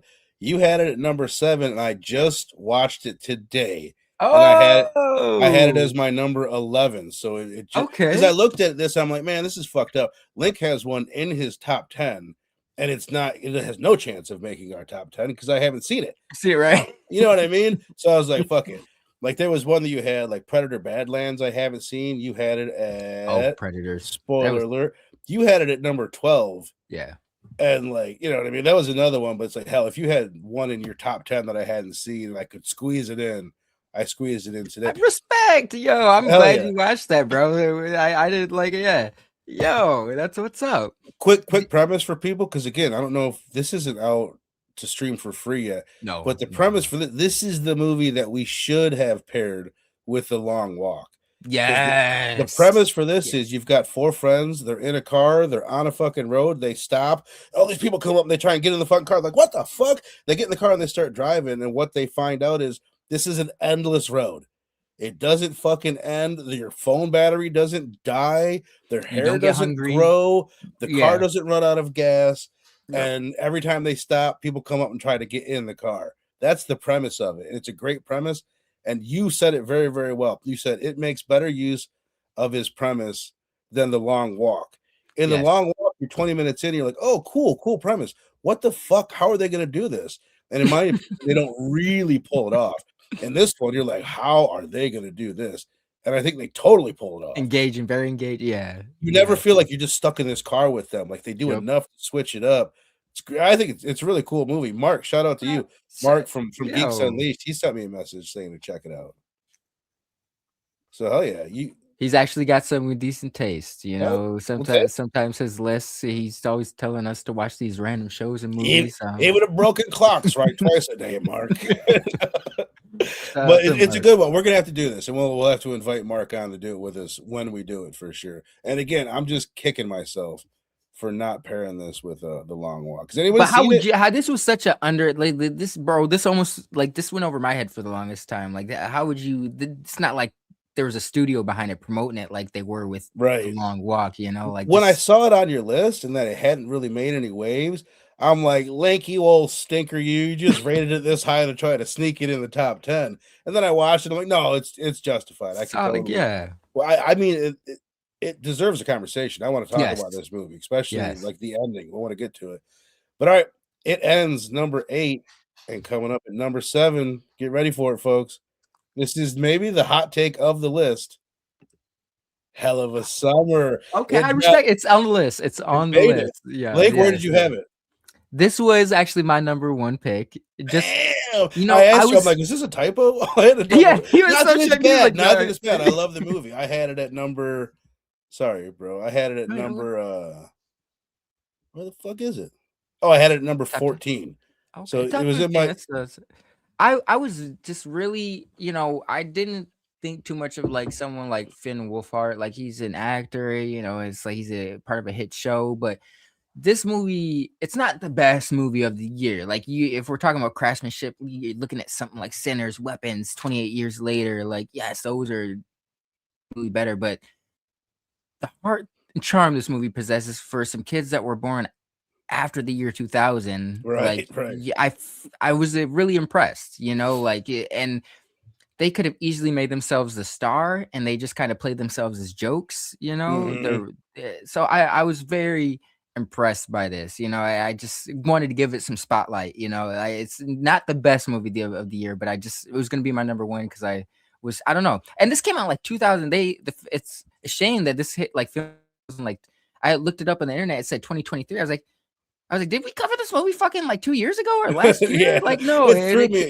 We did it this summer. This year. Yeah. Well, for those that haven't seen it or haven't heard of it, again, like Link said, Finn Wolfhard from Stranger Things, Mike, he directed it, he acts in it, and it's a camp slasher. It's very much an ode to Friday the 13th, but it's a horror comedy slasher whodunit. And my thing was super funny. It's like, laugh out loud. Like, I loved how funny it was. My issue with it was the kills. If they made an ode to Friday the 13th and they kind of peaked their kills in the opening scene. That's like the best kill. And after that, they really hold back. I think they could have made like an all-time horror comedy slasher, like up there at the tops ever if they had really went for it. It doesn't have to be Terrifier level, but just went a little harder, at least match what you're spoofing or satirizing in Friday the 13th. At least match that. It would have put it over the top for me. But Again, I love how much you love it. I made me want to watch it again. Like I need to watch it again now. In their defense, these are people who were born after like September 11th, bro. The fact that they're even giving nods to genres like this that feel like it is like they've done their homework to an extent. I gotta tip my hat to that, like, and just one of the best lines of the year is like, he's an asshole. Oh no, he just dresses and acts like one. Yeah, he just. I think he says, "No, he's not an asshole. He just looks and acts like." He just looks and acts like. It's so funny. It is so funny. Hell yeah, chat. Let me just. I feel like I'm tripping. There's double as many of you were in here when we were getting. Where are you guys at? You guys have not seen these movies. Maybe they haven't. Hear the picks. Where are you guys at, Dylan? Yeah, Evan. Even if we don't have if they're not on the list, throw you guys as nominations. Yeah, throw them out. I just feel like, honestly, like, did the chat fucking break? What happened? I thought my shit froze too. There's been no chat since we had a potty break. We've gotten 10 of you in here right now. What's up, folks? But all right, anyway, moving on. Our number 7, Hell of a Summer. Go check it out. And our number 6, Hard Eyes, baby. Hard Eyes. I was not surprised, but this was way up on your list, and it was surprisingly way up on my list too. Where is it at? Hold on now. I think it was like number 4. I should have deleted my inversed ones on this. 3 for me. 3 for me. Hell, oh shit. 3 for you. I just had my fucking list. Where did it go? Dun, dun, dun, dun, dun. That's fucking annoying. I had it at 9. So 3 for you, 9 for me in both of our top 10s, and it sits combined at number 6. Which is a great place. There's a few of them, and we'll get to one that's like, there's some movies that came out early in the year, like really early. We did this in February, and I think I probably gave it like a 4 or 5. And for those who didn't see it, it's a slasher comedy rom-com.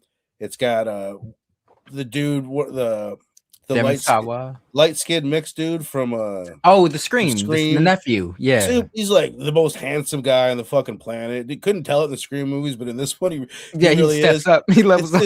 It's a little bit like edgy and transgressive. Not in the kills though.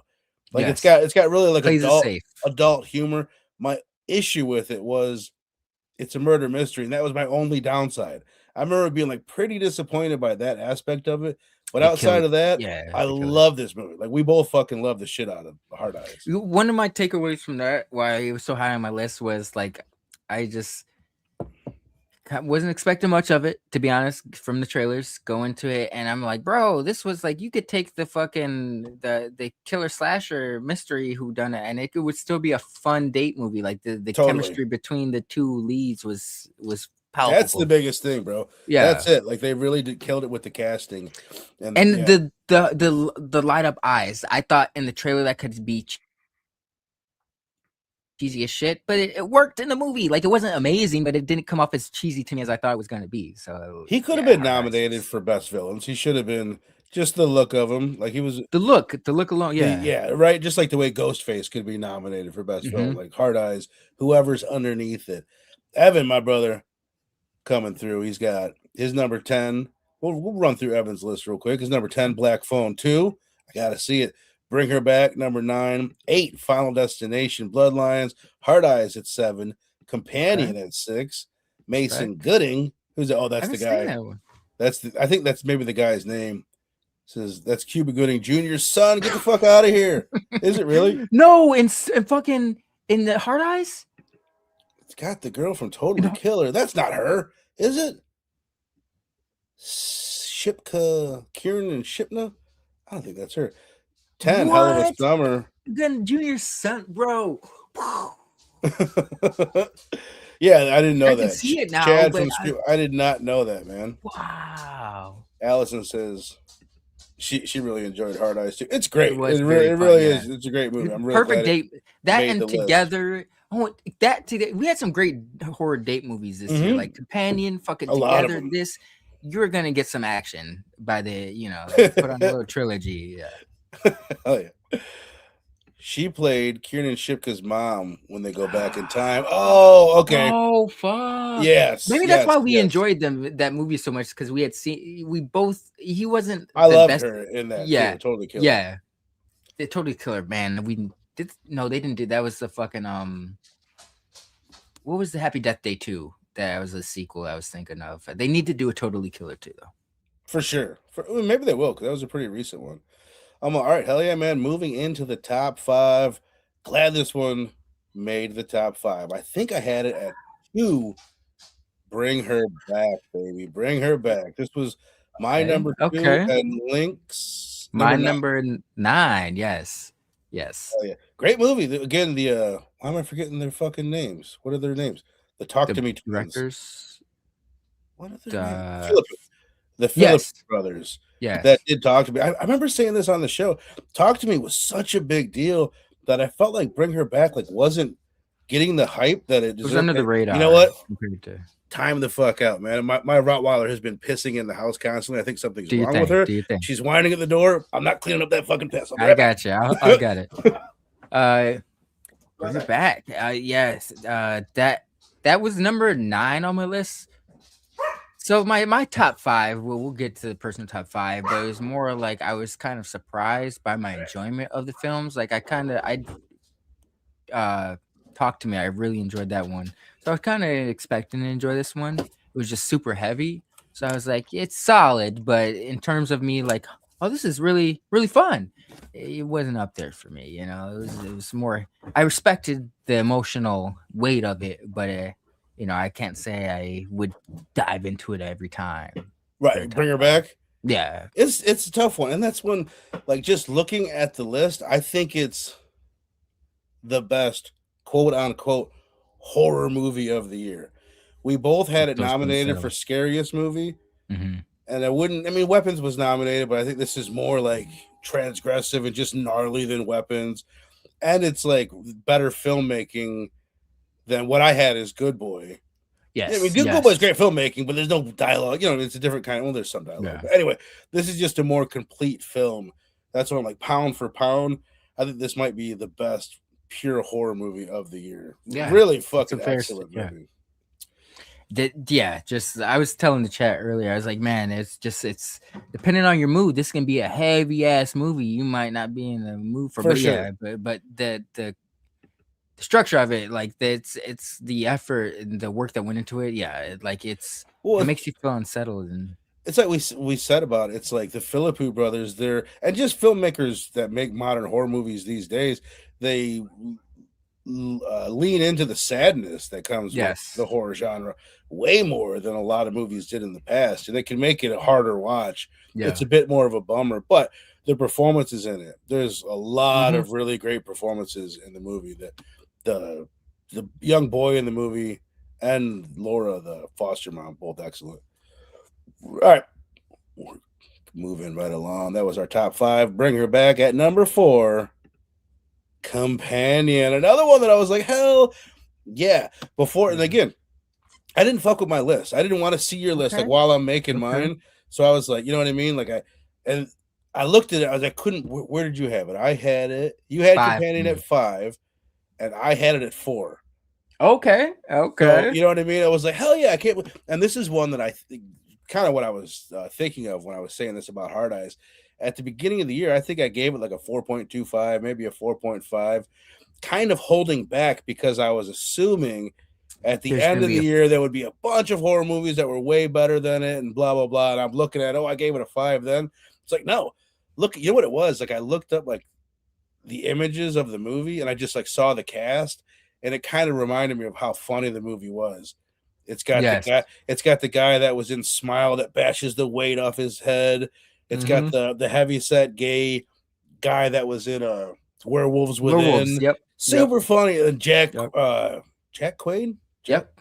Fantastic. And Sophie Thatcher kills it. Really well written, and it's gnarly. It's got some pretty fucking gnarly, bloody, gory bits. It's creative. It's got the sci-fi twist. Phenomenal. Great date movie. Yeah, and it almost played against like certain actor stereotypes. Like Jack Quaid is usually playing like the nice guy, you know, where you thought he was playing that guy and it turns out he wasn't. Right. And then like Sophie Thatcher is just flexing her chops because it's like, you know, if you've seen her in Yellow Jackets, you think she's a badass. If you've seen her in Heretic, you think she's emulating a bit of both. Like she's just got so much range. And Companion was a surprise. Hey, Jace Hurd. My brother saying Long Walk is number 7. Hell, I almost feel like I need to watch that again. Even just looking at the ratings and where you put it at. Final Destination, Jace's number 6. I must be missing some of Jace's up here. Let's run through them. Let's run through. Oh, okay. I said this earlier. I think I was mixing this up with Evans. Okay. Top 10. Hell of a summer. Top 10. I love it, man. 28 years later. Jace's number 9. Frankenstein his 8. Okay. Final Destination Bloodlines is 7. And Long Walk is 7. Interesting. I feel like that's your 6. Was it an edit? I don't know. Now you're tripping. Okay. Yeah, he's switching it. Final Destination 6. I'm with you, brother. We're keeping up. Okay. All right. Hell yeah, man. Love it. Love it. Evan says had such a good time watching Companions. After watching it, I immediately recommended it to someone. Hell yeah. Man. This is one of the most recommendable movies on the list. This and Hard Eyes. You can walk up to almost anybody you know, any normies out there, and recommend these movies. And that, that might good gateway movies in a sense where it's like someone might be put off from horror and they'll see this. Okay, 1 second. Let these dogs in. They'll see this and they'll be like, okay, I can give horror a chance. Because I used to be one of those people. I needed a segue, something that had a balance. Like, okay, it's got some sci-fi, it's got some horror. Actually, I don't know. I have had a weird relationship with horror. Like, I always tried to watch it when I was younger, but I didn't start appreciating it until like the last couple years. So I'm not a pro. None of us are, brother. None of us are. Let me put my funny little fucking festive stuff back on. I don't know if you guys are fully appreciating my funny hat here. I think they are. Or whatever the fuck this is. It's for the new year as well, bro. With the gold keys. I'm festive. And the shades. I am rather festive. All right, so Companion, our number 4. I like coming in at number 3. This made the top 3 because I rewatched it last night. It moved up a couple spots for me. I said when we watched it, I feel like this is a really, really, really good movie that's going to go down as being a little bit overrated. I think I still stand by it to a degree, but it's not a great fucking movie. Sinners, baby, Sinners. Our combined number 3, I had it at number 5, and you had it at number 4. This is the one that I was talking about. I had Companions at 4, this at 5, and you had the inverse of that. But the tiebreaker was that this was on Stu's list. This was on Robbie's, or not Robbie's, but Wes's and other people's out there. I would had it at number 3. Solid. It's just it's like I say this lightly just because I don't want to discredit it, but it's like I don't know if it's a good thing that the garlic scene, like I don't know how many people have seen The Faculty, and it's the thing. They're doing the snorting scene. They're doing the blood test from The Thing. Oh, that's the call. Okay, oh, yeah. You know what I mean? The Faculty is doing the blood test from The Thing. From The Thing, yes. They're redoing it again. I like it. Yeah. I appreciate it. But there's a lot of it. Like it's not. Here's my biggest thing. When I went into it, like I thought it was going to be more of a cerebral movie than it is, and almost instantly I'm like, no, this is way more like Black Panther than it's going to be like. You know what I mean? Than that. Not that Black Panther's like, it's deep. It's deep with the subject matter that it's dealing with, but it's not like doing it in a really like this fucking genius way. It's just a really well put together blockbuster like action drama with vampires in it and music. It's like a fucking musical. I think that's the discrepancy is like it's our expectations. We were thinking because it's coming from Ryan Coogler and he's made $1 billion film that he's gonna like. When really, maybe in reality, he just wanted to tell a solid horror film, like he wasn't trying to, he had elements of it, but I do like, cause I that's something like I battle with myself is like, in terms of comparing it to like The Thing or The Faculty, like I'm like, maybe that's going to be a scene someone's never seen that they're going to really enjoy, but maybe because I'm too much of an old head, I'm like, it's just a Faculty ripoff where it's like, I feel like it's a solid movie, but it's a safe movie at the same time. Like I have a weird relationship with this movie. I love it. Weird. I don't know what to think of it either because it's like it feels really like mainstream. I think safe was a good way to say it. Yes. Yeah. I don't know. It's like I don't want to even criticize it because I think it's fucking fantastic. There's a lot like when we mentioned Michael B. Jordan earlier as like one of the top actors, your top choice. there's a couple performances in the movie that I like even better. I think he does a great job, but I like fucking what's her face? Delta Slim. I like. I was impressed by Hawkeye. Fucking Kate Bishop. What, I can't remember her name. Exactly. Like across the board, there's a lot of great performances, but yeah. also at the same time, it feels like a Marvel movie to a degree. There's just something formulaic about it. You know what I mean? Like there's certain scenes that I say this as light as hell because it's like when like the baiting, like when they let without saying too much, the vampires are finally let into a certain place. Like, come on, man! Like certain scenes like that just seem too easily set up. Like, you know, not to say it's. That's what I'm saying. Like maybe I was expecting something more when Ryan Coogler just wanted to tell. He had a vampire story that he was wanted. my You know, thing. Yeah. Sorry, I'm cutting it, but like, no. as soon I as know. like, the previews for this came out, I've said we all talked about it in the back chat. Like this could be the movie of the year. Yep. This is going to be awesome, and it is. I think I just had my expectations up so high that I left the theater disappointed. And a little bit. Of it is, I liked it better on rewatch watches after that. Trying to think of the smart way to say that, but whatever. I'm not smart. That's okay. Brain fart. Subsequent. Hey, I've got it. I enjoyed it more on subsequent watches. We'll edit that. We'll fix it in post. But I don't know. No, I agree with that. No. This is what I was gonna say, bro. I remember even in the theater, like there's too many parts in this movie that get slow. There'll be like a really cool, really good scene, and then there's all these like these melodramatic monologues that just go on too long. There's not a ton of them, but there's enough of them that I feel like if you edited this movie, you can make it even better. And that's why it's not my number one. Like you could have made this like a tight, even tighter fucking movie than it is. Like there's, I mean, we got to talk about this. We do. But like I'm saying, Allison was an extra in The Faculty. Get the fuck out of here! I need to know a time. You need to timestamp that for us. We need to find you. That's awesome as shit, bro. Cool. One of the best horror movies of the 90s. I love The Faculty, bro. Josh Hartnett. Hell yeah. Yeah. Like just real quick to speak on the Sinners, like there just seemed like the last living twin, the one that didn't turn into the vampire, how he had the relationship with that one lady. I don't know. There's just certain elements that they introduce. I mean, this is every movie, but I don't know what I was expecting. But I wanted to see more of her. And then when certain people get taken out, I'm like, why would you introduce that plot element if it didn't really go anywhere? Right. You know, like that's how I think it's like an expectations thing. Like, and because it's like if this were an unknown director, I think universally fucking people be, people are already glazing it, deservedly so. But if it was unknown, maybe we wouldn't be questioning these things, right. Like we just like kind of like some good boy shit. Like he's a first time director, but because it's Ryan Coogler, he's held $1 billion movies before. Totally. We've got expectations. That's why I'm saying it's a weird discrepancy with this movie. Like I know it's great, but I have little nitpicks about it. Right. Even as I say, like my nitpick where it's like these scenes drag on too long. It's not like the movie drags on. Yes. It's a long movie that does like go by pretty quick.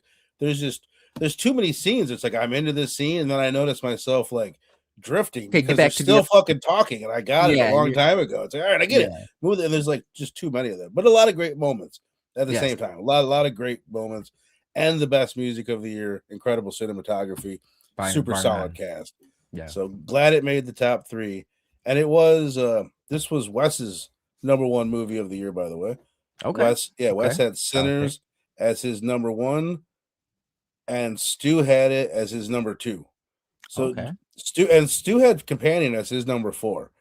I don't think he didn't see that many other 2025 horror movies, I assume, but he did see Companion. He did like it as much as we did, it seems like. Hell yeah. All right, moving on.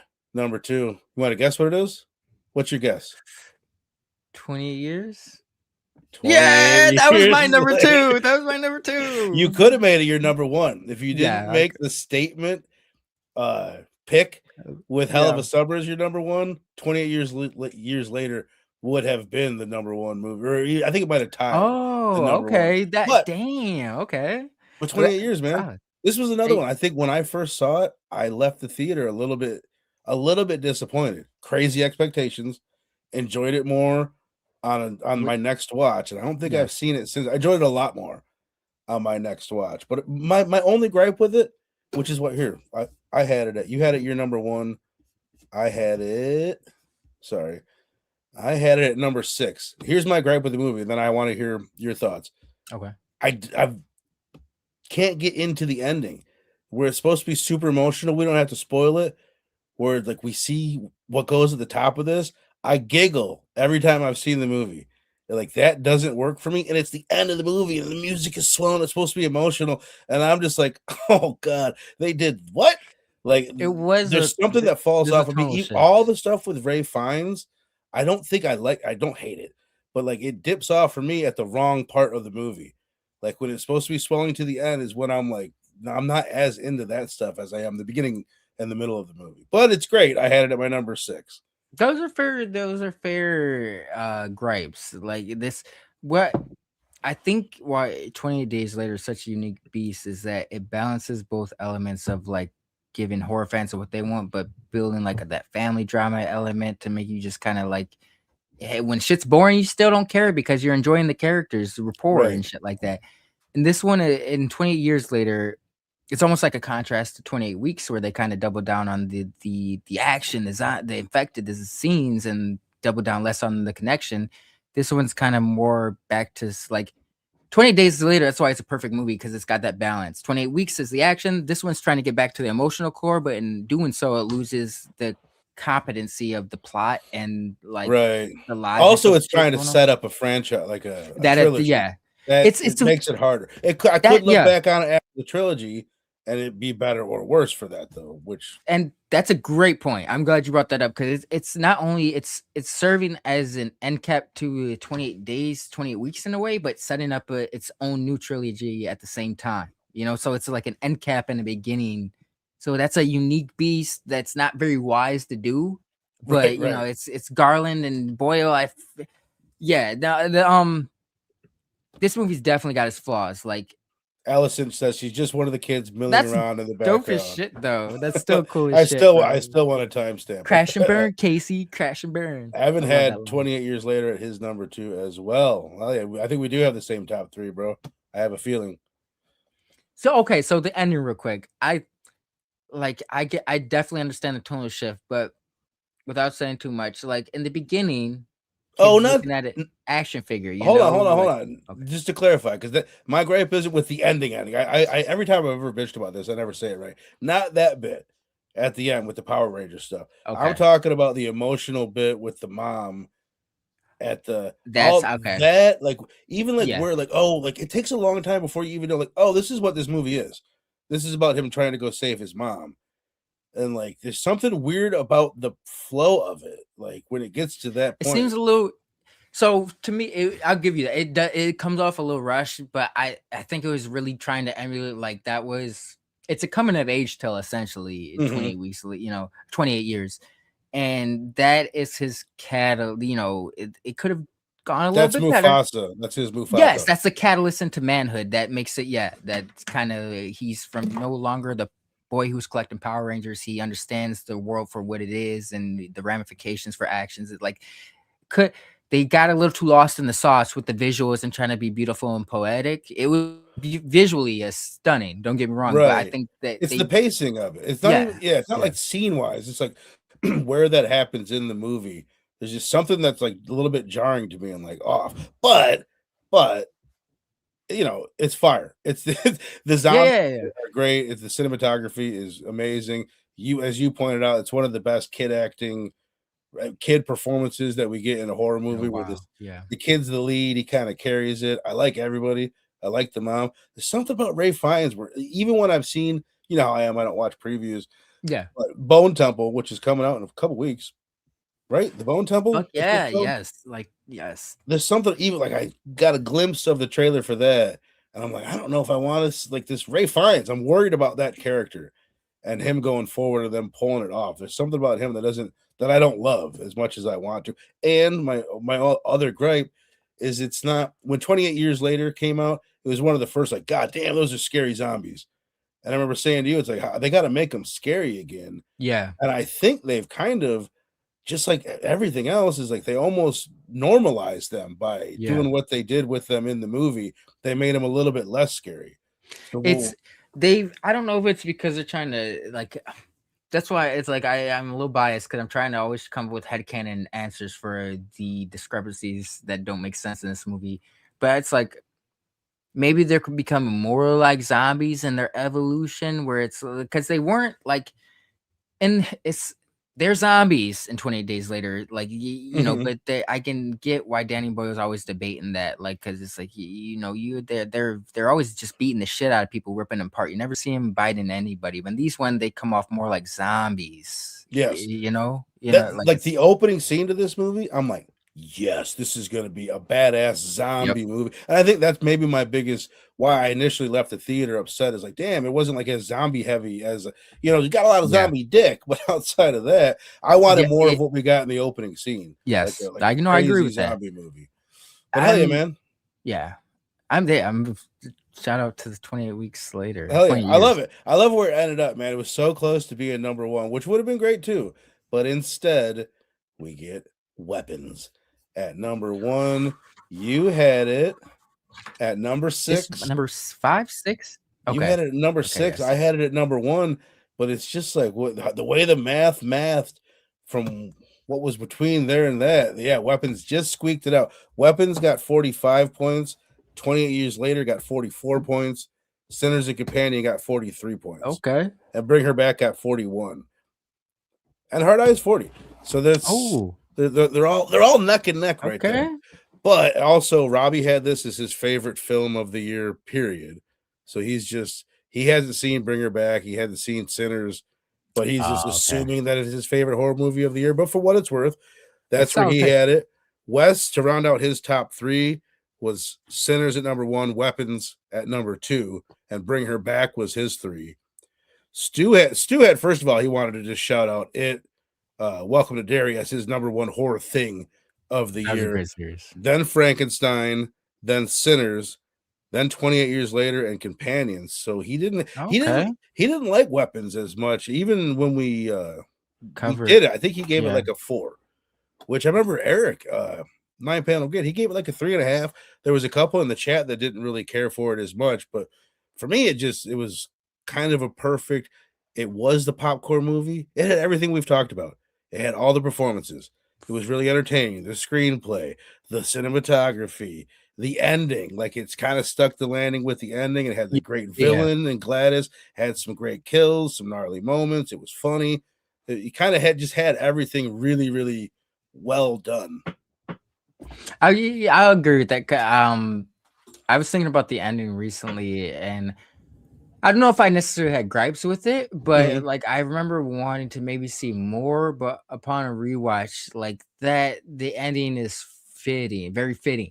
Like, I like in terms of like the Josh Brolin, like you don't get to necessarily see, because obviously there's trauma that entails what everyone's been through. You don't get to see the after effects of that, but you get to see that they succeed. Like I was talking about Breaking Bad El Camino recently, where I kind of El Camino's solid, but I almost think it's unnecessary because you saw Jesse's journey at the end of Breaking Bad. You saw that he made it out of that bullshit. You didn't need to see the extra shit of what he got into after that. It kind of, and that I kind of applied that to Weapons, like the overall goal. Like Josh Brolin just wanted to make sure he got his son back, and he was safe, and that was, and Julia Garner's character, she was out of the bullshit, like.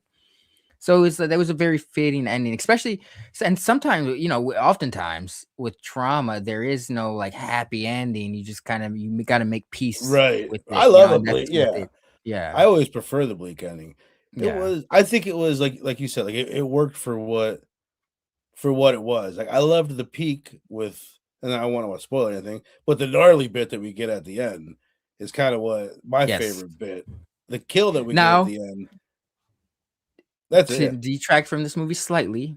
I will say that I had this expectations are a motherfucker, but Barbarian surprised the shit out of me when it came out. So I still enjoy this movie, but I thought it was gonna be like an easy fucking 5. I'm gonna be glazing this shit, and it was a solid movie. But that's my only detract. I think my expectations were, I was expecting something more in your face like Barbarian, where this was more like subtle in a way, more built. I don't know what I'm trying to articulate. I just felt like there was more build up in this movie, and more like, and I get more left unanswered questions as to what yeah, which is fine for when the story deems it, and this story deemed it. I think that's part of what I was thinking of it like. Get Out was a movie that I always think about that was like so fucking hyped up. I feel like I was one of the last ones to see it, and when I saw it, it blew my Like mind. it was okay. No, you know what I mean? Like I You're was like, like, yeah, usually that's it's not the worth the case. hype. I was like, damn, and I feel like Weapons was kind of like this because I saw it really late. I was one of the later Okay. ones to see it of people fucking doing horror channels and shit. I love this. Evan says his number one, Conjuring number 4. This is no, I'm just playing. It's Weapons. Oh shit! I was gonna say, oh, that's a curveball, bro. All right. Jace had coming through with Weapons. Allison says Weapons and Sinners are my top 2. It goes back and forth. Which one I like That's better fair. based on mood. Love it. Sale says the multiple perspectives and weapons can throw off the pace for some people because I can see that feeling a little stilted, little start and stop, which like an anthology movie, like I really fucking struggle. The more we do these, the more I realize, like, man, anthologies are a struggle for me to watch because I don't like. Okay, now we got to stop and start over again. The And momentum, I yeah. honestly, I think they really did a good job with like you were in of introducing. Oh, we introduced this character a little bit, put some intrigue, and now we pick up with him in a different time and place and perspective, and they pulled it off really on all the switches. I thought really well. No, yeah, they do.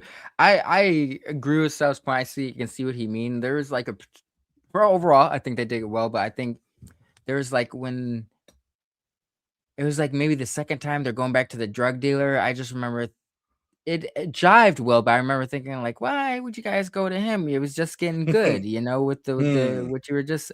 But that might be like more of an expectation thing with me. But like I said, it ended up jiving well. But I remember thinking like, fuck this druggie. That's Like the I don't want to see biggest him again. tonal shift is when they go to him Yeah. for his first like not introduction because you see him before that, but his part, his like He's when so he's the lead. disparate from like they're all connected to the overall story, but his connection to it is like the weakest, I guess. Right.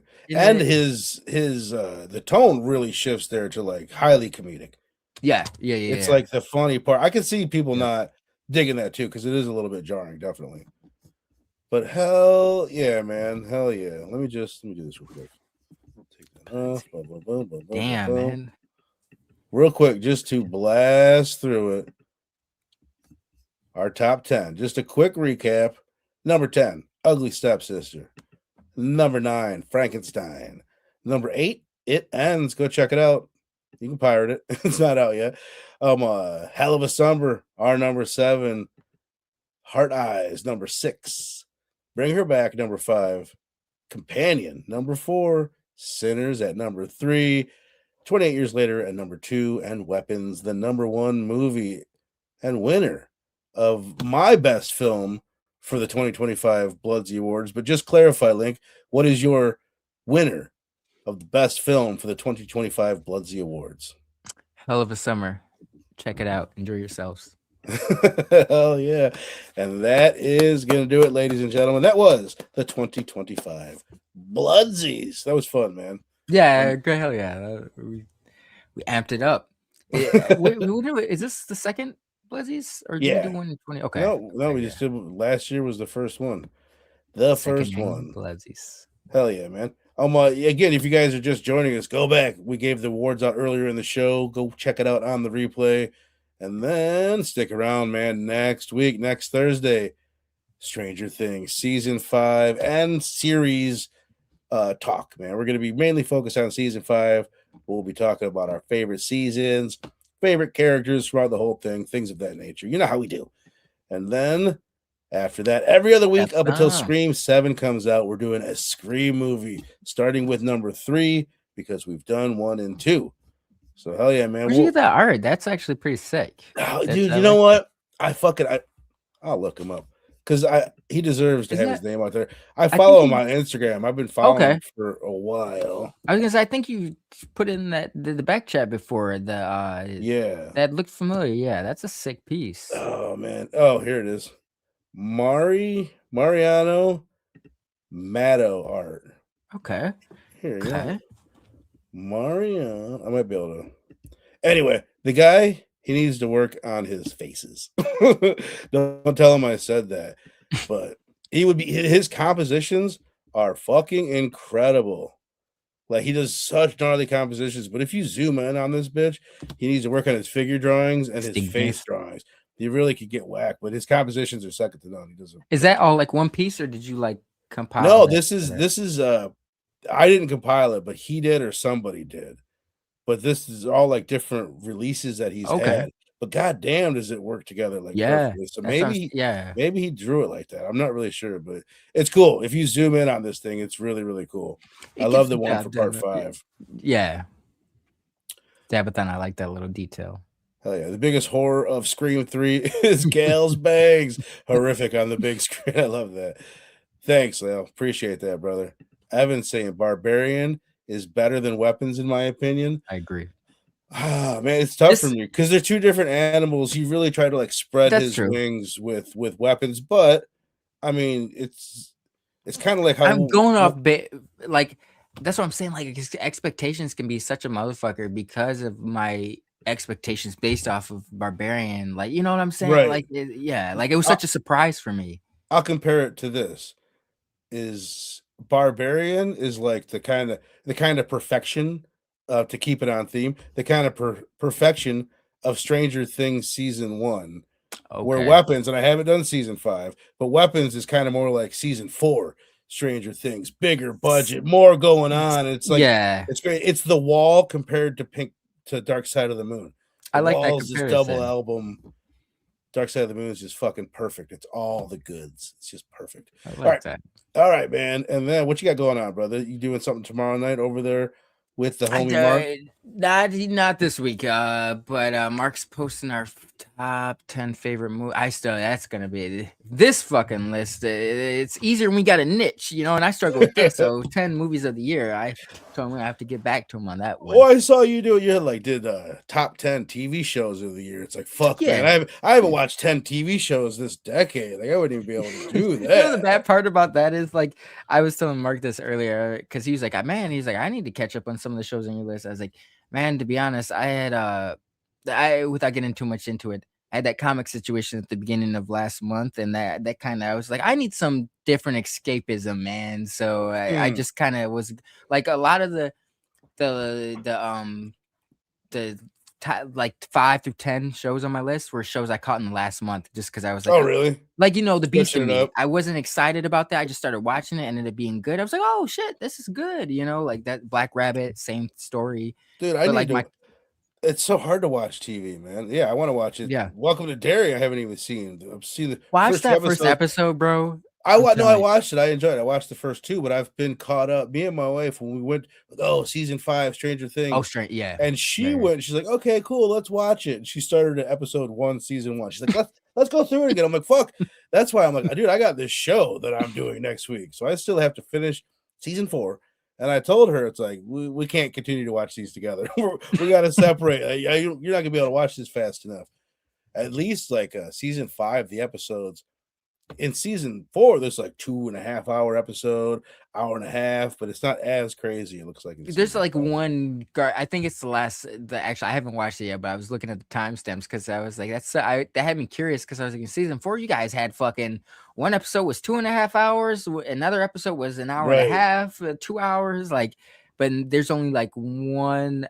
I think it's like 2 hours or an hour and a half, but there's Is only that the it's the finale? last, Finale? yeah, yeah, the Okay. Well, that finale, makes yeah, sense. That makes yeah, sense. yeah. But hell yeah, man. Hell yeah. I love it. It's like it's such a great rewatch. I'm enjoying it so much. I can't wait to I get can't wait till you together get with the you and Stu and talk about it. I can't believe yeah. Wes doesn't watch it. I invited Wes. I thought for sure he's like, I've never seen it. He saw the first season. He never went Okay, on. that's kind of fair. In a sense, yeah, we were kind of just talking about this. Like, you could have just done season 1, and it could have just been a cool, Right, its right. own mini series. But It yeah, would have been legendary, like yeah. already on its own. But hell yeah, man. I appreciate all you guys in the chat. Allison, Troy, Sal, Evan, he of the lightning quick wizardry Wi-Fi, Jace Hurd, my brother, Eric from 9 Panel Grid. Make sure you're checking them out. Don't forget about Big Stu, Dr. Doom's fan club over there. Make sure you guys are subbed up over to him. Again, he'll be back with us next week. Hyun, my brother. Appreciate you as well. Yeah. Hell yeah, man. Happy New Year. Hope everybody had a safe and sober fucking Christmas ish. Didn't do anything too crazy. Yo, real quick, tell me if you guys anybody gets this line. Sir, have you been drinking? Me? No, I had like half a beer, but the dog had a few. I don't. What's it from? Adam Sandler, Damon Wayans movie Bulletproof. If you've ever seen shit, it. Yeah, I love that it's line. Been a hot minute. Yes, it's been a hot minute. It's old. I love it, man. All right, you guys are the best, man. Appreciate you, and we will see you next week for some Stranger Things. Link, appreciate you, brother.